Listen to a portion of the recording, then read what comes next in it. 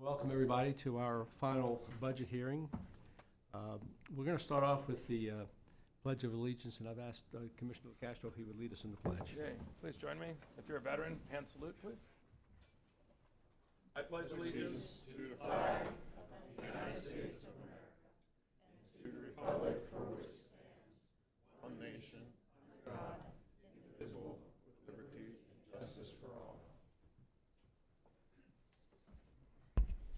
Ms. Patterson, why don't you take us through the agenda?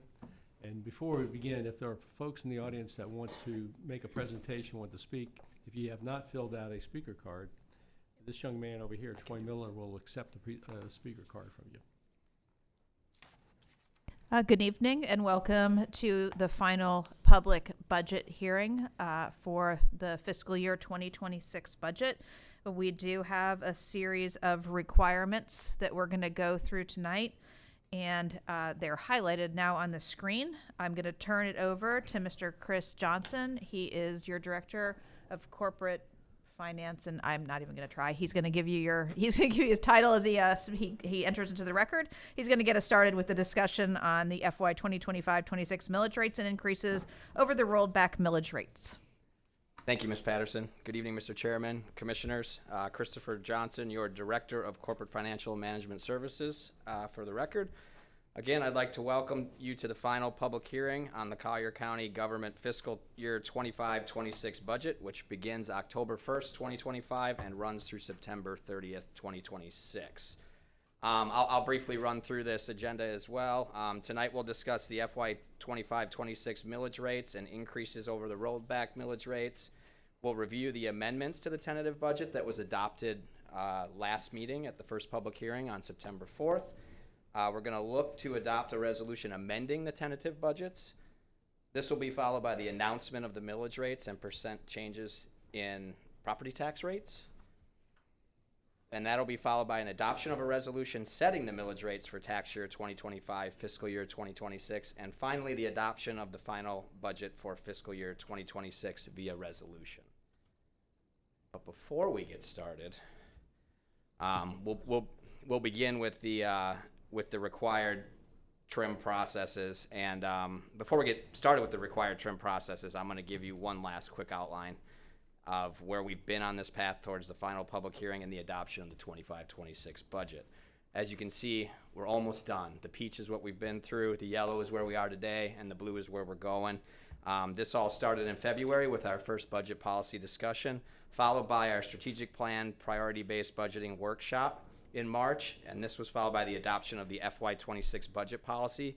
This policy provided the framework for departments to build their FY26 budget. In June, at the budget workshop, the county manager presented the board with her recommended budget. July 1st, we received the certified taxable value from the property appraiser. On July 8th, the board adopted the maximum FY 25-26 millage rates with countywide and unincorporated rates set at the maximum millage of millage neutral. On July 11th, the board received the tentative FY 25-26 budget document, which included changes from the June workshop. On August 18th, the trim notices were sent to all property owners within the county. September 4th was our first of two 25-26 budget hearings where the board adopted the tentative millage rates and the tentative budget. September 12th was the deadline for property owners to file a petition with the Value Adjustment Board. And today, we're at the final FY26 budget hearing. Today is Thursday, September 18th. And early October, by October 6th, our office will submit the trim compliance package to the Department of Revenue. Any questions on the timeline? All right. Moving on. This slide depicts our agenda for today, which can be found on packet page 7. This final budget hearing must follow a specific format pursuant to truth and millage guidelines. Your agenda contains a specific sequence of events that will be covered. Pursuant to Florida Statute Chapter 200, the required advertisement for this final hearing was published in the Naples Daily News and on the clerk's website on Monday, September 15th, 2025. Agenda and speaker slips are available in the hallway. Anyone interested in addressing the board regarding the budget must complete a speaker slip and provide it to Mr. Miller over there across from me. Following some remarks regarding tax rates and changes to the tentative budget that was approved at our previous budget hearing on September 4th, there will be an opportunity for public comment under item 1C. With that, I'll dive right into the required items, beginning with item 1A, a discussion of the FY 25-26 millage rates and increases over the rolled back millage rates.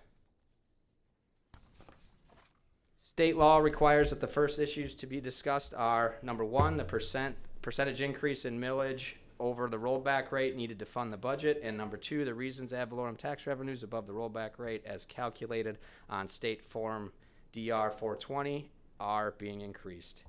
Rollback rate is defined as the tax rate necessary to generate prior year tax revenues, and this tax rate is calculated not including taxable value associated with new construction additions, deletions, and rehabilitative improvements. At the first public budget hearing on September 4th, the board adopted tentative millage rates at the millage neutral rate for the countywide taxing districts and the unincorporated area general fund. For the general fund, the millage neutral rate is $3.0107 per $1,000 of taxable value. The water pollution control millage rate is $0.0246 per $1,000 of taxable value. The conservation Collier millage rate is $0.2096 per $1,000 of taxable value. And for the unincorporated area general fund, the millage neutral rate is $0.6844 per $1,000 of taxable value. The MSTU millage rates that you see on this slide were established per policy. These budgets were established to cover the operational needs for FY26, any planned capital allocations, and or reserves. Tax levies for the general fund, conservation Collier, and unincorporated area general fund together represent the majority of the total aggregate taxes levied across all Collier County government taxing authorities for FY26. The FY26 tentative general fund and unincorporated area general fund operating and capital budgets as presented are based upon board adopted budget policy. Both the general fund and the unincorporated area general fund proposed tax rates are at the millage neutral rate. Collier County taxable value has increased for FY26 by 8.49% and 8.81% within the general fund and unincorporated area general fund respectively. With an increase in taxable value environment, the rollback rate will be lower than the millage neutral rate, and this is the case in FY26. The cumulative aggregate rollback rate for all county taxing authorities, exclusive of debt service, totals $3.5870 per $1,000 of taxable value. The proposed aggregate tax rate for all Collier County taxing authorities is $3.7675 per $1,000 of taxable value. This represents an increase of 5.03% over the aggregate rollback rate. Any questions on the millage rates before we move on to agenda item 1B? All right. Item 1B, review and discussion of further amendments to the tentative budget. For tonight's hearing, changes from the FY26 tentative budget adopted at our last budget hearing on September 4th are noted within Exhibit 1B. These changes result from 1, adjustments to certain funds reflecting FY25 revenue and expense changes, which resulted in adjustments to FY26 carry forward. This is also referred to as the beginning cash balance in 26. 2, adjustments for the transfer of funding from operating budgets to various motor pool funds for the purchase of expanded vehicles. And 3, adjustments that are necessary in accordance with previous board action or direction. Detailed fund level budgetary resolution changes are found within Exhibit 1B, pages 3 to 16, or packet pages 13 to 26. A summary of these actions is described within Exhibit 1B, page 1 to 2, or packet page 11 to 12.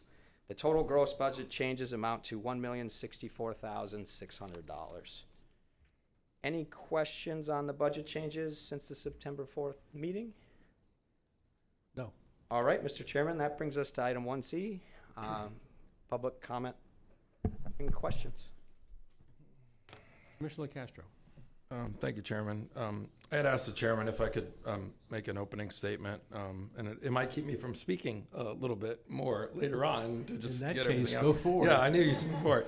And the reason I wanted to say something before public comment is I want people to just contemplate a little bit before you come to the podium what I have to say. It may change what you have to say. It may not. It may make what you say at the podium stronger, or maybe you have a different thought. But I want to give you my thoughts, and I wanted to do it in a full room before everybody started exiting, which sometimes is the case. Number one, I thank you all for being here. I think I speak for all the commissioners when I say you obviously care about the process, and I wish your room was full because we got 800 emails from people that certainly had concerns about the budget. But so here's what I wanted to say.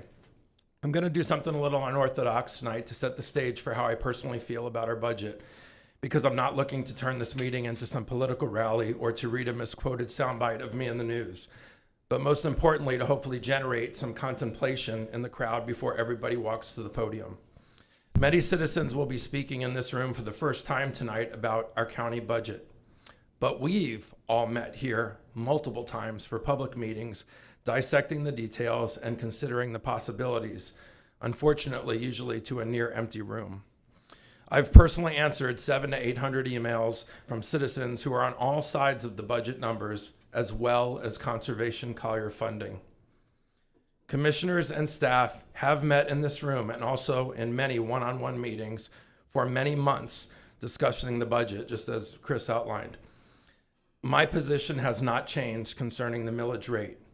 Keeping the tax rate millage neutral is a huge positive for our community and reinforces our commitment to continue to utilize the current tax dollars we have, and to, more importantly, continue looking for savings in areas that might be overfunded.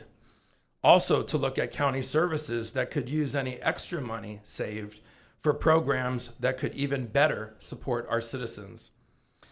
Instead of elected officials merely looking at where the money goes, we have all pledged to aggressively manage our current taxpayer dollars and properly invest and ensure we are doing more than just providing overwatch of these funds, that we remain aggressively hands-on and we know where the excesses are and where the deficiencies need to be improved. That said, there's also been a lot of talk about Conservation Collier. This citizen voted on program passed with a major majority of support many years ago, and now certainly has opinions on all sides. All opinions that I feel have merit. As I mentioned, I've answered hundreds of emails on the budget, mostly comments about Conservation Collier. However, that number of emails is but a small fraction of the citizens who actually went to the polls and voted for the program.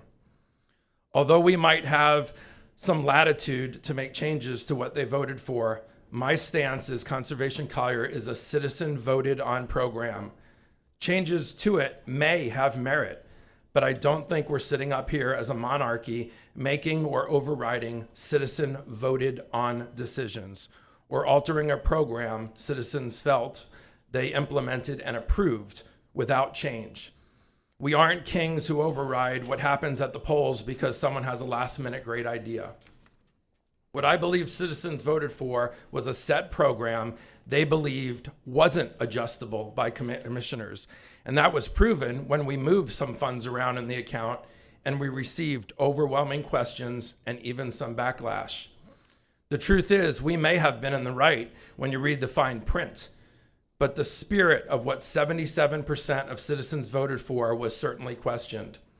I don't believe tinkering with the Conservation Collier millage rate at this late stage in budget discussions is our best course of action for this voter-approved program. If voters want Conservation Collier adjusted, we should send them back to the polls and give the masses voice once again for a tax they imposed upon themselves. I believe our revamp last year of Conservation Collier certainly better educated and informed voters on how the program now works and how it wasn't working. With that knowledge, if they feel the tax they voted for should be adjusted, I believe they should make that decision for a program they voted for. As I stated, adjusting Conservation Collier very well might have merit. I don't disagree that it might, but being told to do it by a representation of citizens at the podium tonight for a much larger voter-approved program is not how government should function, in my opinion. I do agree Conservation Collier might be ripe and ready for further analysis, and hopefully many great ideas and input will be heard tonight. All good things the mass population of citizens should be allowed to digest and decide at the polls, once again, if they want to take these ideas or not to make changes to a program they supported in overwhelming numbers. I am a strong conservative supporter of limiting and reducing taxes and for smaller government. And I'm doing so tonight with my millage neutral vote at a time when we still have many financial needs across the county. However, I'm confident we will meet those needs with the vast amount of savings we are and continue to find with our aggressive top-down review of our $2 billion county budget. However, if commissioners and/or citizens feel a reduction in Conservation Collier is another area where savings could be found, or current taxation is excessive, we should give their voices another chance to be heard once again at the polls. Tonight, I'm voting for a millage neutral tax rate with no other changes at this time to any other programs. As I stated at the last meeting, in a few months, we will be right back in this room, albeit with much less people, I'm sure, discussing the next budget. And we could easily have a more fully vetted plan with our citizen population for this voter-approved Conservation Collier program, if that is the desire. Thank you. Any other comments from the commission before we move to some public comment? All right, why don't we go ahead and hear from the public comment? Good evening, Mr. Chair. We have 14 registered speakers here in the room and 3 people participating on Zoom, although I think we have a couple more registered that haven't joined. I'm going to ask the speakers to please use both podiums and queue up. Your first speaker is Faye Greystone. She will be followed by Michelle Leonard. I'll remind all of you speakers you'll hear a beep at 30 seconds to remind you that you're almost out of time. Can we limit Faye to 1 minute? You can try to. Give it your best shot, right? Faye will be followed by Michelle Leonard. Yes, Faye Greystone, the Chinese redneck. Okay, all I know, I don't want to raise the tax. Look, the Golden Gate State, okay, Golden Gate City, the people, the cheapest one, the rent, cheapest one, Golden Gate City, you know it's not a good area. Okay, $2,400 for duplex. Okay, it's not a big one. How could you handle it? Okay, now you want to raise the tax, and also official people, your salary is still high, and don't help the bottom people. Okay, I was lucky because I come here earlier. I've been here almost 50 years in Golden Gate State. Same place, 43 years more. Okay, so I got a benefit. Cheap land, everything's cheap. Now we gotta help the young people, all the young kids, young people, how have a chance? Give them a break. Don't raise any more tax. That's it. Thank you. Your next speaker is Michelle Lenhard, and she'll be followed by Gail Repetto. Good evening, Commissioners. I'm Michelle Lenhard, Chair of Conservation Collier Advisory Committee, and I do thank you for the opportunity to comment on the budget tonight. I've written you letters during the process on behalf of the committee. I appreciate and thank you for your work on the county budget. During the budget process, as mentioned, Conservation Collier sits in a unique position. It is the only portion of the budget which has direct and overwhelming resident support via referendum on 3 separate occasions. Our residents realize the long-term financial impact of the program and trust in the mission to preserve land within our county that cannot be preserved by federal or state programs. And they said yes. The Conservation Collier budget is an expression of that trust, a trust that can acquire and manage property today as well as in the future without impacting general fund obligations. As we look at the budget this year, we ask the question, does Conservation Collier have enough money? Since Conservation Collier is a long-term program with management obligations in perpetuity, is it important to consider this budget beyond 2026? It is important to meet today's purchasing goals as well as those in the coming years. It is important to save tax dollars today for the future. Already in the pipeline for 26 are 25 A-listed parcels totaling 907 acres and costing $17.8 million. That is pending your approval, of course. There are also A-listed properties outstanding within our multi-parcel project areas of Panther Walk, Red Maple Swamp, Winchester Head, and Gore. That's about 770 acres and totals $20 million. On the horizon is the upcoming Rails to Trails program at Railhead Scrub, estimated to cost an obligation to Conservation Collier of $13.8 million. The first pledge is due of $6.9 million shortly. And the new Tarbert Protection mailing area will also be coming before you shortly. We are excited about the Williams Farm purchase, 1,410 acres, closing recently at about $11.9 million. And we know the future may provide opportunities for other large tracts of lands. How much money does the program need? Let's focus on the future. The budget for Conservation Collier is a fund for our children, our grandchildren, as well as current and future residents of this county. People need and want to remain connected to the outdoors. It is why they moved here, and it is what drives our economy. On behalf of the advisory committee, we ask you to support the rollback millage rate of 0.2096 for Conservation Collier and to continue a legacy of habitat protection, aquifer recharge, stormwater management, and recreational opportunities for our citizens. Thank you. Thank you. Your next speaker is Gail Repetto. She'll be followed by Brad Cornell. Hello, Commissioners, and thank you for working so hard for Collier County. I come before you with a couple things. You might be telling me I'm going to speak out of both sides of my mouth. So I want to preserve the green spaces in Collier County. I love the birds. I like going out on the trails, and we want to keep it wild and our water clean and our free spaces. And hopefully you'll continue, as Commissioner LaCosta said, to support Conservation Collier. With that said, the second you raise my taxes, I'm going to be right in here and say, what are you doing? You're not good Republicans raising my taxes. So I have a little information technology background, so I thought I'll just think around here in this budget. Not that I'm a CPA, but I noticed something that I didn't know much about, these municipal service taxing units. And for example, there's one. I know it's trivial in the budget. It's little Golden Gate beautification area. So that's 735,000 up to 775,000, which rolls into the final at 3.3 million. And I'm like, how could that be? So I went to their meeting agenda yesterday, and this is Golden Gate beautification area. I don't know if you've driven down like Hunter and Coronado. It's not very pretty there. I don't know what they're doing with the money, but come to find out, they have $2,006,206.25 in unexpended prior year funds. So and they're budgeting spending $335,000 on new projects. So now, I'm not a CPA, but it looks to me like this MSTU has money they haven't spent and they're rolling it over. You have 23 MSTUs. What if all of them are sitting on a couple $1 million?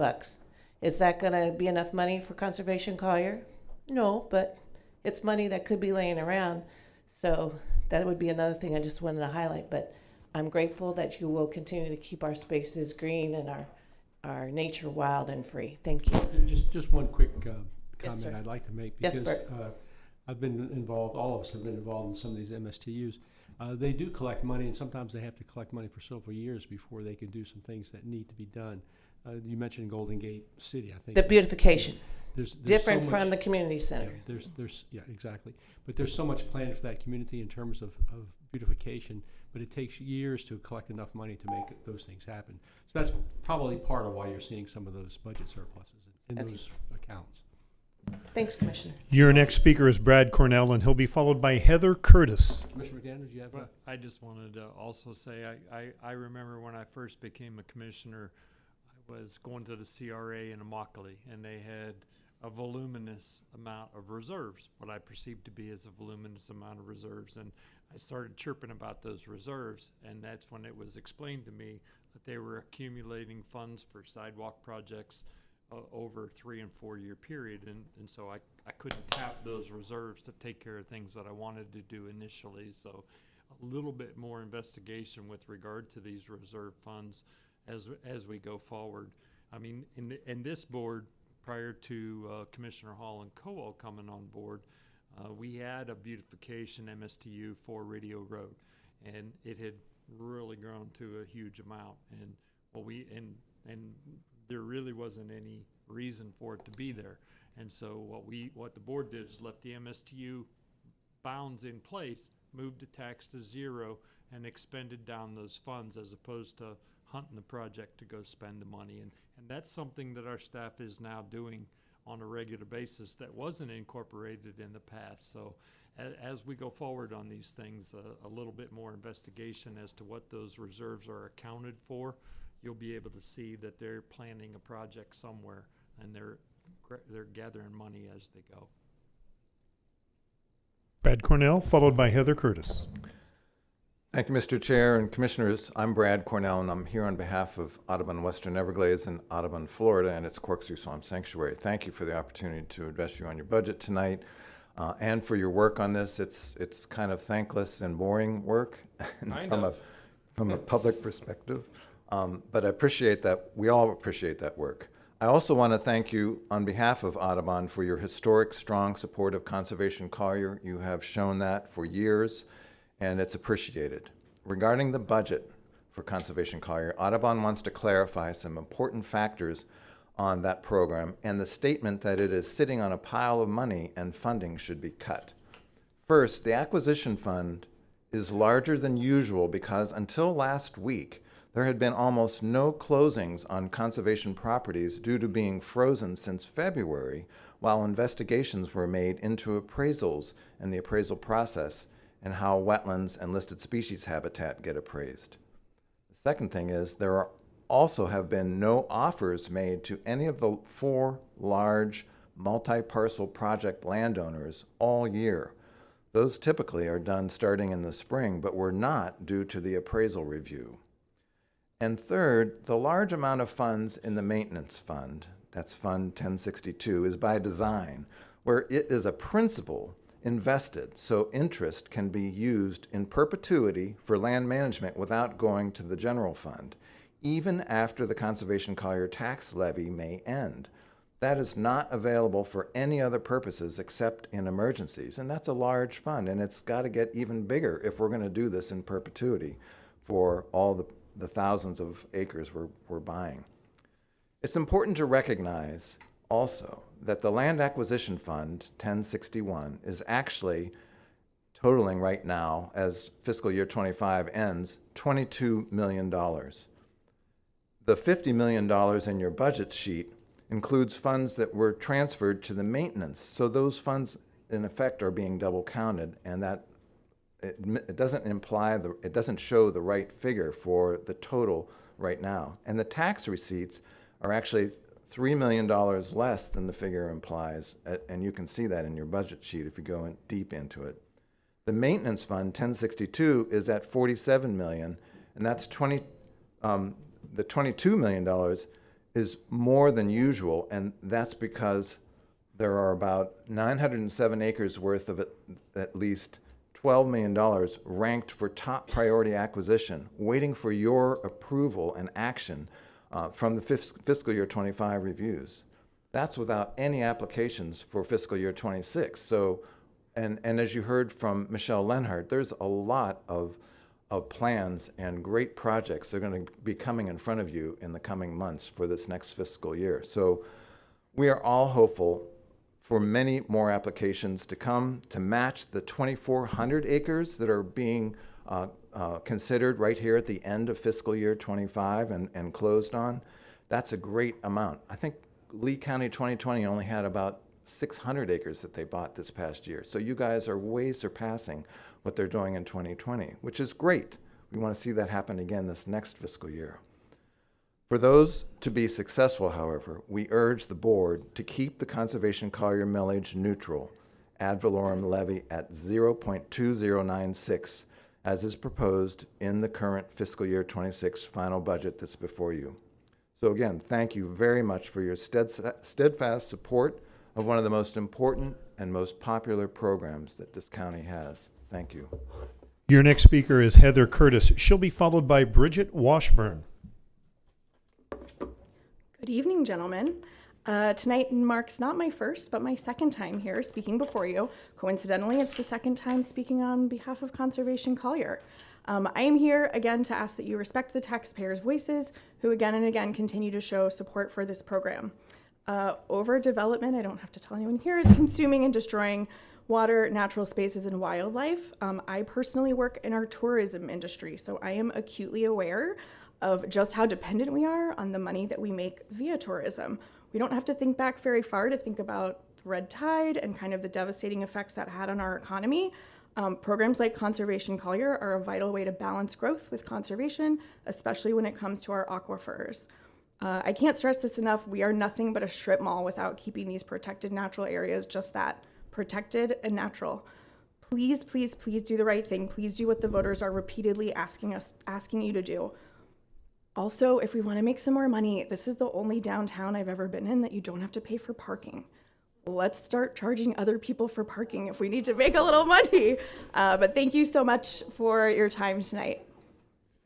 Your next speaker is Bridget Washburn, and she'll be followed by Charlotte Newell.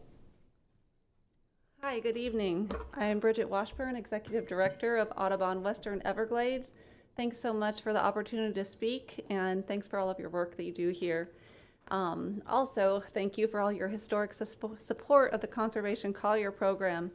Your support, along with that of Collier County voters, has made Conservation Collier a highly successful, transparent, and smart program for local land conservation. Over 5,000 acres have been protected by Conservation Collier. The program is a fundamental component of the county's environmental conservation efforts. Properties purchased protect critical water resources, aquifer recharge areas that supply our drinking water, and wetlands, which is really important because just 1 acre of wetlands can hold over 1 million gallons of water. So by purchasing and protecting the inland wetlands, we help protect our community from flooding. And as the wetlands hold water, they're purifying it, they're cleansing it at no cost. And it prevents polluted runoff from reaching the coast and our beaches where we get the harmful algal blooms and those sort of issues. Land conservation is a proven, low-cost, low-tech approach to improve water quality and increase resilience.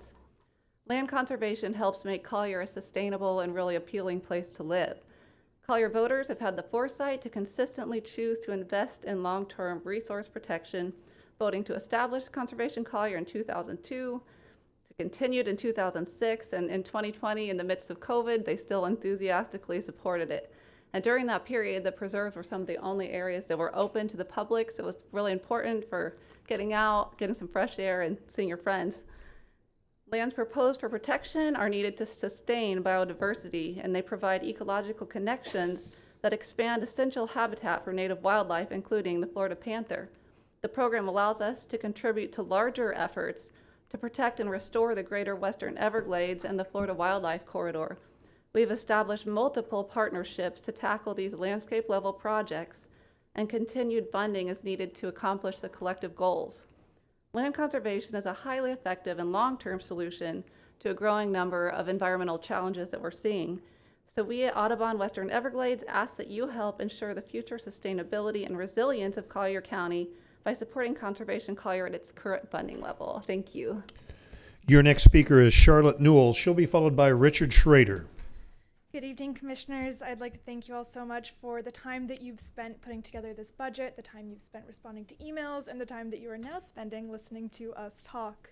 My name is Charlotte Newell. I was born and raised in Naples, Florida, lived out in the Estates my entire life. I may not look like it right now in my purple hair and my work clothes, but I'm a swamp lady through and through. I have been so fortunate to be able to travel the world, and with all I've seen, there's nowhere like Southwest Florida. There's nowhere like the Everglades. There's nowhere like our amazing native ecosystems. And it's worth conserving. And Collier County voters agree with that. We have agreed with that overwhelmingly, repeatedly for well over 2 decades.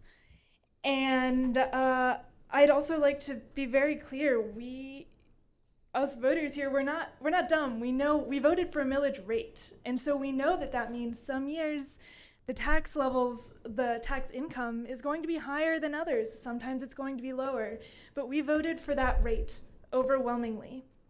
And so I would just like to ask Commissioner Hall specifically, why do you believe that you have the right to disregard the will of Collier voters? Why do you think that it's appropriate to gut a program that has 77% support of Collier residents and that was voted in favor of for years before you even moved here? This is our heritage, this is our home, and it's important that we continue to protect it. Thank you all so much. Your next speaker is Richard Schrader. He'll be followed by Jay Colhagen. Hi, Richard Schroeder. I'm a retired physician. I'm glad this is kind of an ecological discussion because my beef is with the assessment I get from the Collier County Mosquito Control District. I object to the spraying of toxic chemicals like dibrom and the pyrethroids, both commonly used mosquito adulticides, all over me without my consent. Dibrom, or naled, is an organophosphate that's banned in Europe because of its concerns over toxicity. Will it kill mosquitoes? Well, sure it will, just like it kills bees and numerous other small species ultimately necessary for human survival in our ecosystem. Naled is a known neurotoxin that inhibits acetylcholinesterase that's necessary for nerve-to-nerve communication. Animal studies have shown reduced brain size with naled use, and the smallest human organism, which is the developing fetus, is particularly sensitive to naled, where studies in the U.S. have shown that exposed pregnant women have a 60% greater chance of having a child with autism spectrum disorder. Our famous Environmental Protection Agency says that dietary exposures from eating food crops treated with naled are below the level of concern for the U.S. population. But where have we heard this kind of song and dance from the EPA before in the face of evidence of fetal and childhood neurotoxicity? This reminds me an awful lot of our fluoride discussion. The other type of adulticide I mentioned, the synthetic pyrethroids, have been chemically engineered to have greater toxicity and longer breakdown times. These products use synergists like piperonal butoxide, a petroleum distillate, which increases its potency and compromises the body's ability to detoxify the pesticide. These petroleum distillates are carcinogenic and linked to birth defects and other illnesses. The vast majority of sprayed chemicals go off into the environment where they bioaccumulate and cause intense eco-destruction, ultimately actually hurting the attempt at controlling mosquitoes. So I object to having this stuff sprayed on me without my consent, and I certainly object to having to pay for the privilege. Thank you very much. Your next speaker. Doc, I just want to make a comment. Yeah. First, I think, you come here often, and everybody up here really respects your resume and the professional way that you always present yourself. Question I have for you is, everything you say might have merit. I'm not a mosquito expert. I'm certainly not a physician. Sure. Have you gone to the Mosquito Control District staff meetings that they meet just like this Yes. to present this information? Yes, absolutely, several What was times. the feedback you got from them? They listen patiently, Okay. and they do nothing. So, and I've been to the Mosquito Control District. I've talked to the executive director. I've talked to the scientific director. They've heard this all from me several times, and many, many other people, by the way.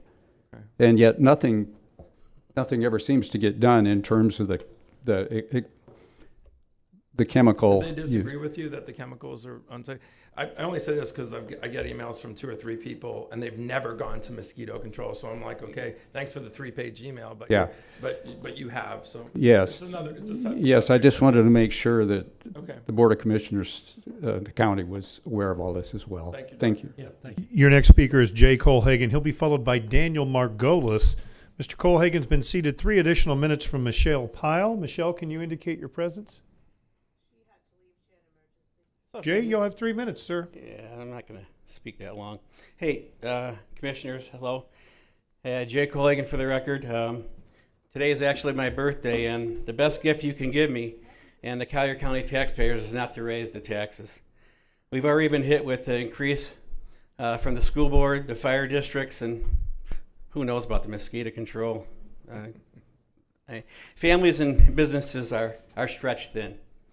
I'm asking you to hold the line on conservation Collier's millage, this year. Let's show that Collier County can value conservation with also respecting taxpayers. Please keep Collier affordable and give us all the gift of fiscal responsibility. I'd like to end this with a quote from Thomas Jefferson. We must not let our rulers load us up with perpetual debt. Thank you. Your next speaker is Daniel Margolis, and he'll be followed by Nicole Rolando. Thank you very much. Hi, my name is Daniel Margolis. I am a teacher at Immokalee High School. And I do appreciate it. I reached out to all the commissioners, but in particular, I want to thank Chris Hall and Rick Locosta for responding and having a dialogue with me. I think it's a great thing, and I teach my students this, to be involved in government, and I really, particularly both of you, appreciate the honesty and the openness that you have, and it really did make a difference. So today, I'm going to talk a little bit and quote an email that I have a copy of here from one of our citizens, a senior citizen, that unfortunately for health reasons can't be here, but I think it does highlight very effectively how concerned we are. I mean, honestly, we're in Southwest Florida. We have many retirees, many veterans, and he wrote a letter. His name is Harvstrom, and he indicated a more I would say long-term goal about taxes and holding the line, and I think is a great way to really help us with long-term solutions for not having increases in the future. Dear Commissioners, and this is from Harv. Dear Commissioners, as a longtime resident and veterans who proudly served in World War II, Korea, and Vietnam, we are deeply committed to the well-being of Collier County. Many of our senior citizens living on fixed incomes, and we are concerned that property tax increases will create serious financial hardships for year-round residents and families who have built their lives here. We respectfully propose an alternative approach implementing a new home buyers tax applied to those purchasing properties in Collier County, whether at full-time or seasonal residents. With a substantial amount of new development, including numerous large-scale projects and high-rise buildings, this measure will provide a reliable source of additional revenue without imposing future strain on established residents. Given the significant profits sellers often realize from rising property values in our area, this policy will help ensure that the costs of growth are shared more fairly. We believe this approach better balances the county's financial needs with the protection of its seniors and veteran populations. Respectfully, Harv. So I agree with this very strongly. This is a way for our senior citizens, ourselves, to hold the line in the future. Obviously, at some point, as they say, the bill's going to become due, and this will hopefully, stop that from happening in the future. And I hope you would consider it as well. So Daniel, thank you. Daniel, just a quick comment, just because I think it's important for the public that doesn't participate here on a regular basis to understand. We are limited by Florida statutes in terms of what our taxing abilities are, what we can actually tax. There's no ability to simply say to a new homeowner, you're going to have to pay X more dollars in taxes because of you're a new homeowner. Now, they do have to pay taxes based on their assessed values of the property that they're building or buying. But I do want to emphasize, we have in Collier County, some people think this is a great thing, some people may not like it, but we have, I believe, the highest impact fees probably in the state. So a new homeowner building a new home here pays their fair share for water, sewer, parks, law enforcement, roads, every type of public service. There's a fee that reflects the cost of those services based on the new resident.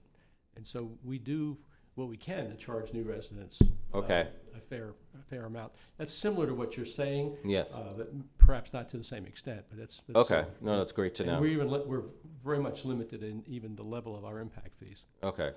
Can I counter that? Your next speaker Okay, is all right, thank you. Nicole Rolando, and she'll be followed by Patricia Whalen. I am Nicole Rolando, and I thank you for all the work that you've performed for us, and especially Commissioner Locastro. I agree with his position, and I would like to have everyone confirm that they will not change, they will confirm the, I'm sorry. They will not do any changes to the proposed budget as proposed on September 4th. My position was that I was very disappointed if you're considering reducing the mileage rate from mileage neutral. I'm also disappointed if you're thwarting the will of the electorate by reducing the mileage for conservation Collier, as it was approved by a 70% majority. And I hope that you will vote against that amendment. You will get a tax, if you should vote against it, you should get a tax credit for reducing property taxes in the last 2 years and not increasing them this year, but you will have to face the difficulty next year by ignoring the wishes of the established voting population.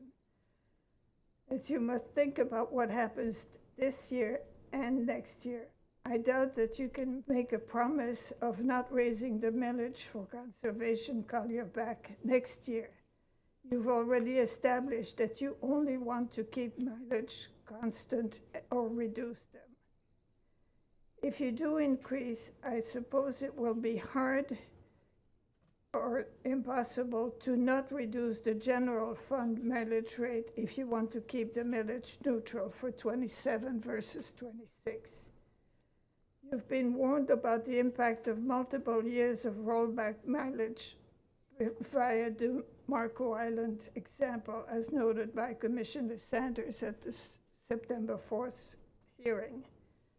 You must not consider this amendment.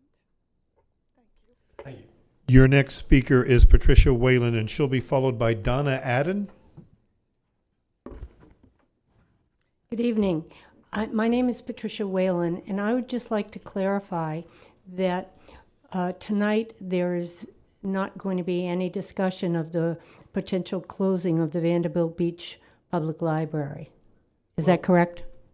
There may be some discussion concerning the library. It's part of our budget, and that's what we're here to deal with. So there's always that potential. There's nothing specific that's been brought up in reference to that. I believe right now everything is status quo with the library? Okay, because I have a proposed speech. I should save it for January when it may come up again. Well, this is our budget hearing. If you got a speech on that, this is your opportunity. Okay, then hang on one second. And Troy, why don't we start her 3-minute clock over again? Okay. As you wish, sir. My name is Patricia Whalen. I'm a year-round resident of Pelican Bay and a happy patron of the Vanderbilt Beach Library. As you probably already know, me and about 4,000 others have signed petitions imploring you to keep the Vanderbilt Beach Public Library open. It's terribly disappointing if, in fact, tonight you are considering impacting the library system budget by closing the Vanderbilt Beach Library. It's previously been established that the library provides a vital service to people who have chosen Vanderbilt Beach Library as their library of choice. It's not only people who live near me in Pelican Bay that use the library, but people from all over the county that come and use that library. It's the library that they can drive or safely walk to. It's the library that mobility challenged folks can easily access. It's just a jewel among our libraries. But remember, it's not just a library that we're talking about. It's also the place where you can, obviously it's a place where you can get a book, but it's a place where you can use a computer, use a printer, make copies, send a fax, read the Wall Street Journal or other print media. For relaxation, you can actually sit down and work on a jigsaw puzzle. For many, it's really more like a community drop-in center with fabulous librarians who are happy to assist you with anything you need. For older patrons, like me, it's a safe place to go. For young moms, it's a safe place to take their kids. For the folks in Naples Park, it's the only library that their kids can either walk or safely bike to. Even thinking about the Vanderbilt Beach Library, I hope is totally premature because the Library Advisory Board, together with many of the dedicated patrons, are currently working to find alternate revenue streams to reduce the library's reliance on property taxes. But these efforts will need some time and the county's support to implement. If the Vanderbilt Beach Library is closed, it's my understanding that pursuant to the deed, the library will revert to the Pelican Bay Foundation, or if they approve an alternative use, the county may do that. But the library will be gone forever. Finally, before you even consider closing that, you would have to have, I think, you would have to have an advertised public hearing, specifically advertised saying that you are going to close the library. And just remember that a library is not a luxury, but it's one of the necessities of life. I use it all the time. Thank you. Thank you. Your next speaker is Donna Adden. She'll be followed by Kathy Mayo. Hi, good evening. My name is Donna Adden. Thank you, commissioners, for all your hard work. I suppose things could be worse. We could all be discussing cutting costs to organizations promoting DEI musicals and transgender operas like the Doge in the White House. I would like to begin with a quote by James Madison. But what is government itself, but the greatest of all reflections on human nature? If men were angels, no government would be necessary. History shows governments designed by humans to govern humans are fallible. Madison understood the inherent flaws of human beings and recognized the necessity of checks and balances to ensure order and justice. Now, while I thank and commend the people who had the foresight and good intentions to create the Conservation Collier Committee, we should also remember the old saying, the road to hell is paved with good intentions. As taxpayers, we have an obligation to ask the stewards of our hardworking money where it is going and how it is being used. With that in mind, I would like to highlight a few of the pending acquisitions on the Conservation Collier's website that, quite honestly, at first glance, I found a bit questionable. You can find the first two examples on the Conservation Collier 2024-2025 active acquisition list. Lucarelli, 5 acres, priced at $500,000 an acre, totaling $2.5 million. Berman Trust Parcel 1, 5 acres, priced at $65,000 an acre. Berman Trust Parcel 2, 1.59 acres, priced at $88,000 an acre. So I ask, do these small parcels of land have gold or oil? What justifies spending this type of money, taxpayer money, when the average cost of the other acres on the active acquisition list ranged from $5,000 to $25,000? One such example, which seems reasonable, is Williams Farm with 1,410 acres, priced at $8,946 an acre. A few other questionable applicants, which thankfully did get denied, had small parcels less than an acre asking over $2 million an acre. How does anyone justify asking taxpayers to purchase an acre of their land for $2 million? I refer you back to James Madison's quote, if men were angels, no government would be necessary. While I commend Conservation Collier for their preservation efforts, I would encourage them to focus on its mission of acquiring and preserving vital and significant threatened natural lands, forests, and wetland communities located in Collier County for the benefit of present and future generations, rather than small parcels of land that benefit only a few individuals. I would like to remind Conservation Collier that the citizens of this county entrusted you to use our money wisely. With that being said, I encourage the commissioners to spend more time looking at the money budgeted to Conservation Collier and how it is being spent. There definitely needs to be more oversight. I plan on attending their upcoming meetings and encourage other citizens to do the same. Thank you. Your next speaker is Kathy Mayo. She'll be followed by John Mayo. Good evening, commissioners. Thank you for your voting in the past couple of years to keep our taxes down. And I'm here to ask you to do it again. As you know, we were very vocal last year regarding this Conservation Collier situation. Conservation Collier has a lot of money in the bank, and with the higher interest rates than have been in the past several years, they definitely can use that interest money to cover all the expenses that they have. For many years, they hadn't bought a lot of property. I know that Commissioner LaCastro says, you know, it's cleaned up now, it's fixed up now, and so forth, and they're buying better lands, but they have bought a lot of swamplands. It costs the taxpayers and the county a lot of money to maintain those swamplands that is not usable by the public, which was the original intent, was to have trails, parks, exhibits, things for the people's benefit, not swampland that just costs a lot of money in perpetuity to just sit there, and we have to clean out all the weeds.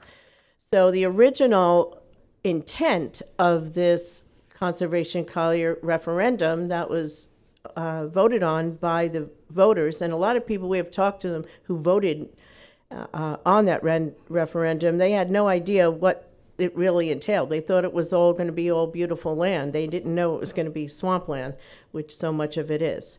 So I'm asking you again, you can, and it says you can spend or give up to 0.25 millage.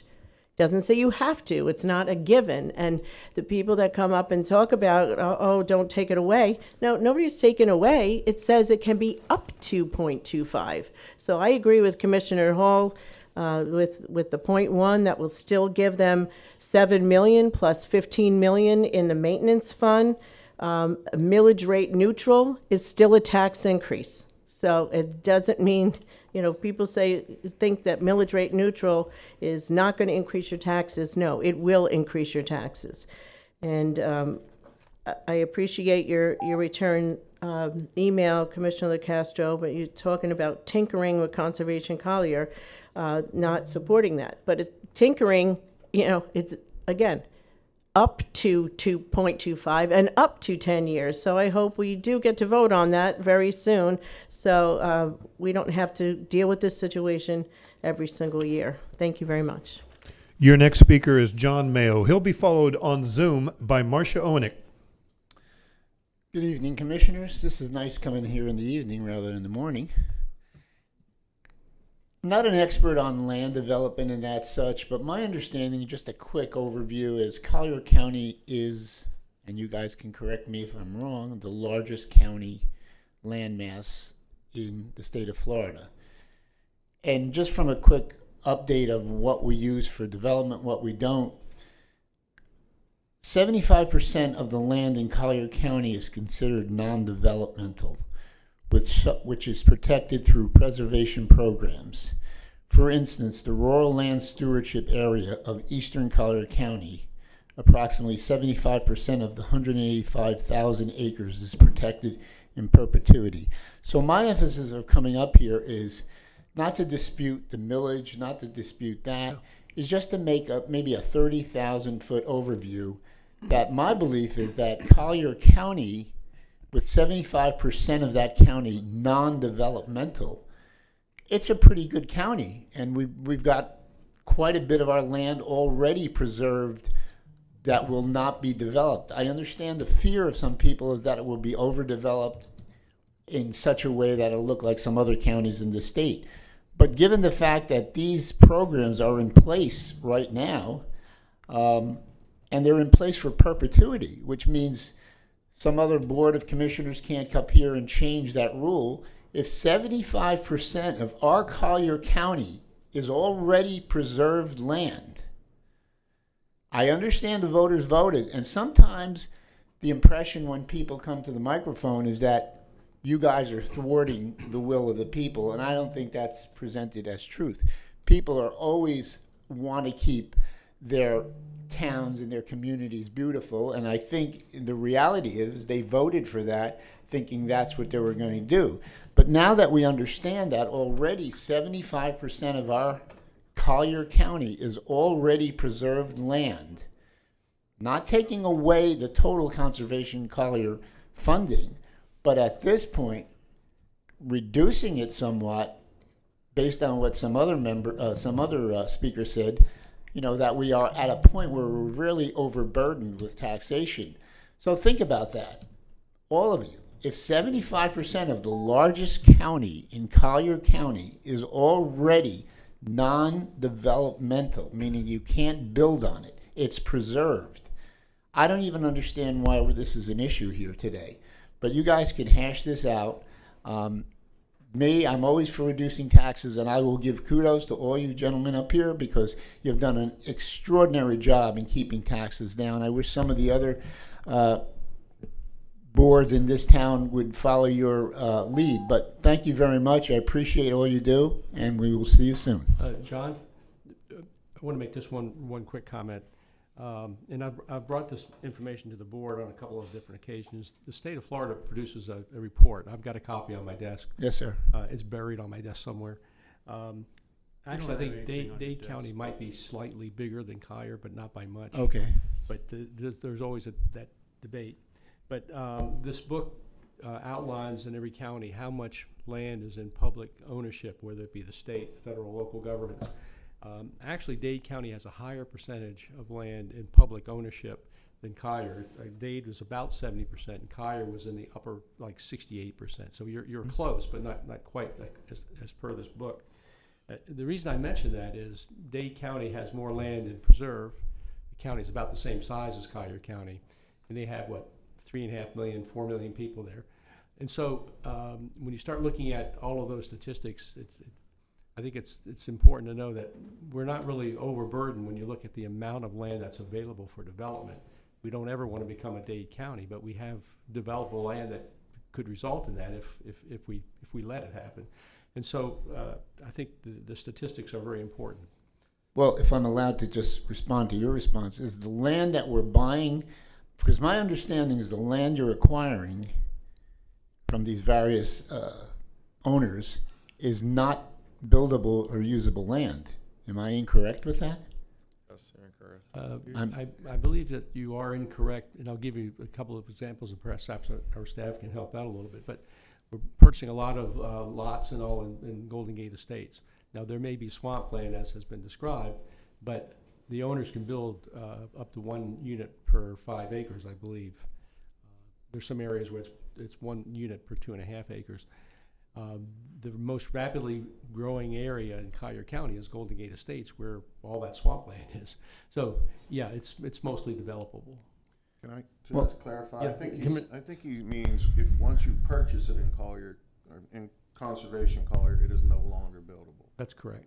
That's what I think that's what he's saying. Right. So you're adding to the 70% or whatever. Right, so, I mean, every we're- time Yeah. we buy Oh, yeah, something. absolutely. That's what I think he meant, not that the people could build it before the purchase. Yeah. Everybody has the right to build something they want to put the money into. Right. Well, listen, I appreciate it. Thank you so much. All right, your next speaker on Zoom is Marcia Owenick, and she'll be followed by Molly Duvall. Marcia, you're being prompted to unmute yourself, if you'll do so at this time. There you are, Marcia. You have 3 minutes. Okay, great. My name is Marcia Owenick. I live in Naples Park. I extend my thanks to all of the county departments for developing a budget consistent with the approved budget policy, as this policy put a squeeze on departments to enable a salary wage increase for employees, which is great, while limiting their overall budget to a 3% increase and a 5% increase for their capital budgets. But they did it, albeit with a number of projects that are unfunded. I extend my thanks to you, commissioners, for your careful examination of the county's financial situation, and I am very glad to understand you are accepting the proposed budget, which keeps millage rates neutral.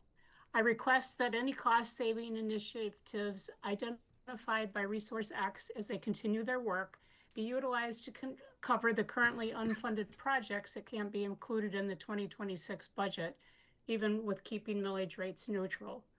Thank you very much for all your work, and thank you for letting me speak. Your next speaker on Zoom is Molly Duvall, and she'll be followed by Susan Nelson. Molly, you have unmuted yourself. You have 3 minutes. Thank you. Good evening, Commissioners. My name is Molly Duvall and was a resident of Collier County for 11 years. I'm here to ask you to honor the will of the voters and continue funding Conservation Collier at the full voter-approved millage rate. This program is not an end-of-budget year source of excess funds for borrow. It exists because of a voter directive for strictly defined use. In 2020, over 76% of Collier County's voters chose to tax themselves at a 0.25 millage to protect the wetlands, wildlife corridors, and unique wildlands that define this county. That overwhelming majority were clear: prioritize conservation and give this program the tools it needs to do its job. Commissioners, stakeholders, and residents worked together to create a program where management costs stayed below the annual interest earned on the program account, allowing core work to be covered without touching the principal. Acquisition funds were meant to accrue so that when large, high-priority parcels came onto the market, the county could act quickly to protect them through a rigorous, criteria-based screening process. That vision is now at risk. Development is advancing faster than ever at the edges of our preserves. Cara Prairie Preserve now stands shoulder to shoulder with the Kingston development, and the Nancy Payton Preserve is holding the line for panther denning sites and urban wildlife corridors. To cut funding now is to abandon current and future successes, to watch irreplaceable habitat disappear while the county turns its back. Collier is already behind. Over 25 Florida counties have programs exactly like Conservation Collier overseen by commissions.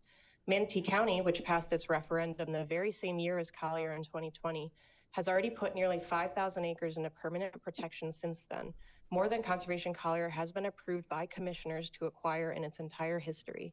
The difference isn't voter support. The difference is commission votes and moving the acquisition process forward to protect critical lands. And let's be honest about management budget. This program has been run on a shoestring. A handful of expert staff operate out of an unventilated shipping container with 4 trucks, 2 trailers, 2 zero-turn mowers, yet are responsible for thousands of acres, prescribe fire, exotic species removal, wildlife surveys, education, hunting access, and volunteer coordination on behalf of the county. Meanwhile, this board has diverted funds from the program account with promises to repay, promises not yet fulfilled. Even fully funded, Conservation Collier has been chronically under-resourced. Cutting further now would be devastating. Commissioners who vote to slash Conservation Collier millage are signaling that wetlands protecting us from hurricanes and flooding are not a priority. That expanded hunting access for youth and families is not a priority. That preserves which provide health, recreation, and attract nearly 1 million visitors annually are not a priority. That the very wildlands that make Collier County unique and livable are expendable. I've never once met a person standing on a Conservation Collier preserve who said, "I regret that we acted to save this land years ago." What I hear time and time again is the opposite. "I wish we could have saved that land when we had a chance." You only get one chance to protect land before it's bulldozed, and once it's gone forever. Thank you. Your next and final speaker on this item is Susan Nelson. Susan, if you'll unmute yourself. There you are. Susan, you have 3 minutes. Hello, Commissioners. Your constituents support Conservation Collier by a wide margin. Thank you for respecting the wishes of your constituents by supporting Conservation Collier at its current level. What may look to one person to be a swampy area, maybe not very beautiful, is a thriving ecosystem for animals, and it supports a wide variety of wildlife. So again, thank you for leaving Conservation Collier at its current level. Good night. And that concludes our public speakers, sir. All right, we'll close the public hearing. Ms. Patterson? Mr. Johnson? Johnson? Thank you, Mr. Chairman. At this point, I would suggest we open up the floor to the commissioners' discussion of the millage rates and budget. Before we do that, I just want to go through this slide real quick. This slide notes the voting requirements for the different taxing districts. You'll notice that the General Fund, Water Pollution, and Conservation Collier, which are the countywide funds, require a majority vote. On the other side there are a few districts that would require a supermajority vote: Victoria Park, Lely Gulf Estates, Bayshore, Avalon Beautification, Haldeman Creek, Vanderbilt Waterways, 42nd Avenue Southeast, and Pelican Bay. And then there is one district that requires a unanimous vote: Private Road Emergency Repair, MSTU.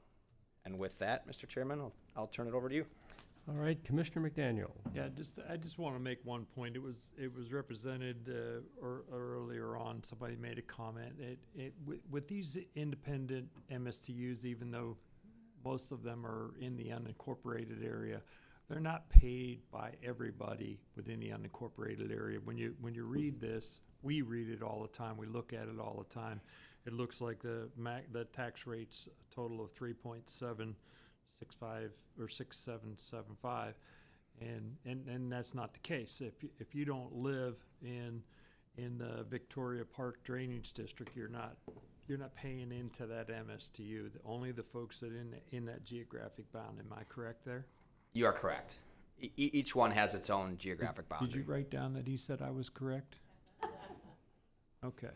I just wanted to make that very clear because you brought up the Golden Gate Beautification MSTU, and only the folks in Golden Gate City actually pay into that MSTU, and that's how these things work. It looks the way this looks. It looks like everybody pays into it, but it's not in fact the case. The top three, general fund, water pollution, and conservation Collier, are what everybody pays, and then the individual MSTUs are proportioned by the geographic bounds. Commissioner Kowal. Thank you, Chairman.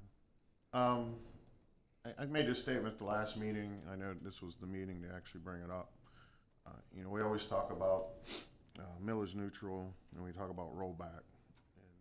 I had the opportunity to meet with Chris a few times and talk about, all the budget policy levels that, our staff had brought to us at the beginning of the year, which I think ended up being around 5% overall, and what they feel would be a good mark to operate. And, so we did some number crunching and did some different millage rates that meet us at that middle mark, or meet us at that mark where we feel the budget moving forward, by policy rate would put us. And it lowers the millage rate from millage neutral a little bit, but it doesn't take us all the way to rollback. And even at this rate, the conservation Collier would make about $2 million more than they did last year. You got to remember, at this time, even at this rate, just to put this in perspective, since me and Commissioner Hall have been on the board, prior to that, pretty much Collier stayed at millage neutral for 14 years. We got to the point where the board, the last couple of years, and we all decided it was time to start giving a break to the citizens because of what was going on in nature of the rest of the world, and the cost of living, everything else going on. And we did the rollback 2 years in a row. And just by going the millage budget policy level at the 5%, at these millage rates, over those 3 years, we would have saved the taxpayers $272 million. That's to put it in perspective. So that year prior to us being on the board and us getting together and doing what we did, this year, if we pass it at this rate I'm proposing, it would save the taxpayers over these past 3 years $272 million over these past 3 years. That's basically our public safety budget, like not even paying it. So that would, how much it saved already. So when people tell me going back to rollback is raising taxes, to me, you're still behind the 8 ball. It's only $16 million difference from what I'm proposing. So in reality, instead of saving you $272 million, or it would be around $284 million or whatever, $87 million. But you're looking at $272 million savings right now in taxes over the past 3 years. So it's a pretty big number. And now if Chris wants to kind of give the Reader's Digest of what I'm proposing. So Commissioner, I believe, bear with me 1 second here. I believe this is what you're talking about here. This slide shows you the policy variances. So in yellow there you have the budget policy dollars. That's based on that 5% over last year's rate, which was the rollback rate. You have the current year rollback dollars there that are in the green. That would have been $507.7 million. The delta there of $11 million. And then you have the millage neutral, where the tentative budget currently sits at the 535.2 million. So that would be a reduction from the current budget of we'll just round it up to $5 million. 16.5 million. And I believe, Commissioner, you were talking about each individual rate going down? Just Okay. the And countywide. So if you, to do that, this is what that would look like, Commissioners.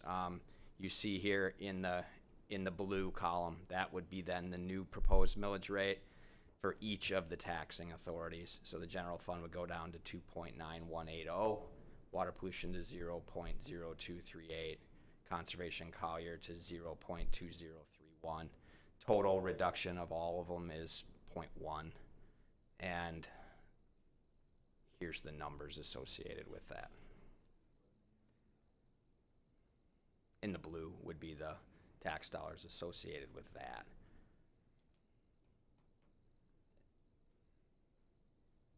So it's only a difference of 11 million from rollback. From rollback, correct. More than rollback? No, It's collecting more than rollback, correct. Yeah, It's it would be over rollback. And 16 million less than the millage neutral rate? Correct. When you look here, you'll see the 16.5. And I know a lot of people, they're coming forth with, gas prices, electric bills going up and all these things. And reality is that the county still has to run, they have to buy gas for our vehicles and diesel fuel, and we pay electric bills just like anybody else. So in reality, our expenses go up too. And if you go millage rollback to that exact number, we're almost to touching a deficit when you start thinking about what the costs for us just to operate are going to be. And that's why I feel, I was voted to look at the number, and if I have the ability to lower the number, that's what I'm going to try to do, and that's what I try to do by doing this. But I throw it to the wall, see if it sticks. I mean, it's up to my fellow colleagues up here. If they believe in it, they think it's possible, and it's another option. And I'm sure the other commissioners will have their own opinion on what their options are. Commissioner Hall. Thank you, Chairman. So, I said in the September 4th meeting that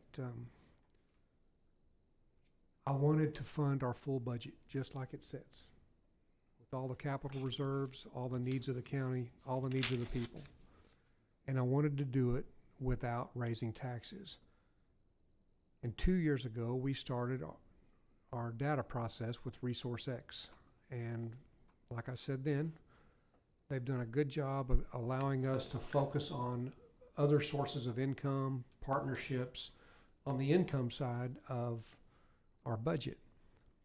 They're just now beginning phase 2, which is what they're going to call viable options for us to pick and choose from for cost savings. And I agree with Commissioner McDaniel. We're not going to cut our way.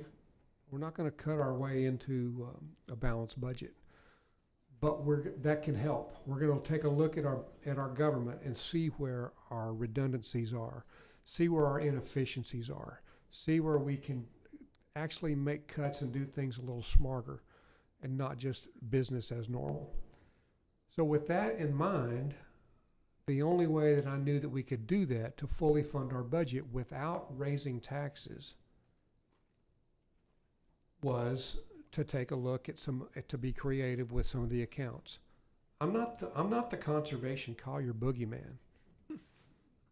I don't care what the paper says. I don't care what the news says. I've got some fiscal common sense, and I'm going to explain that in very good detail tonight. If your value on your assessment on your property, if the value increased, then us charging you the same rate that we did last year is going to cost you more money. That's going to be a tax increase. That's millage neutral, will be a tax increase if your value went up. If your value didn't go up, you're going to pay the same as you did last year. If your value went down, you're going to pay less. But I don't know of anybody here that their value went down. So I just keep that in mind, and So we have three choices to fund our budget as proposed. We have three choices. We can fund the budget with creativity. We can fund the budget with cuts in spending, or we can do a combination with spending, making spending cuts, being creative, or allowing other sources of income that we're not maybe aware of yet to come into our budget to balance that. I don't want this to turn into a Conservation Collier meeting and every single speaker, I understand your passion. I'm the same way. Who doesn't want a county to remain beautiful and conserve what's good about it? Who does not want that? I certainly want that. I certainly support that. And it's been said, you ask me, why do I feel like I can come in and, I've been here 10 years. I'm here because it's beautiful. I'm in office because I cared and I wanted to make a difference. I'm fiscal responsible, and what makes me think that I can do that is because I am responsible with the taxpayers' money. I'm not cutting the program. I'm not killing the program. If we go a year and don't fund it fully like what you're saying, the developers are not going to come in and take over in a year. They're not doing that. I'm going to take a point in time and be creative with some money that's available to balance our budget and not cost the taxpayers, who are the vital many, not cost the vital many money to satisfy the trivial few that love their program. The program was voted on.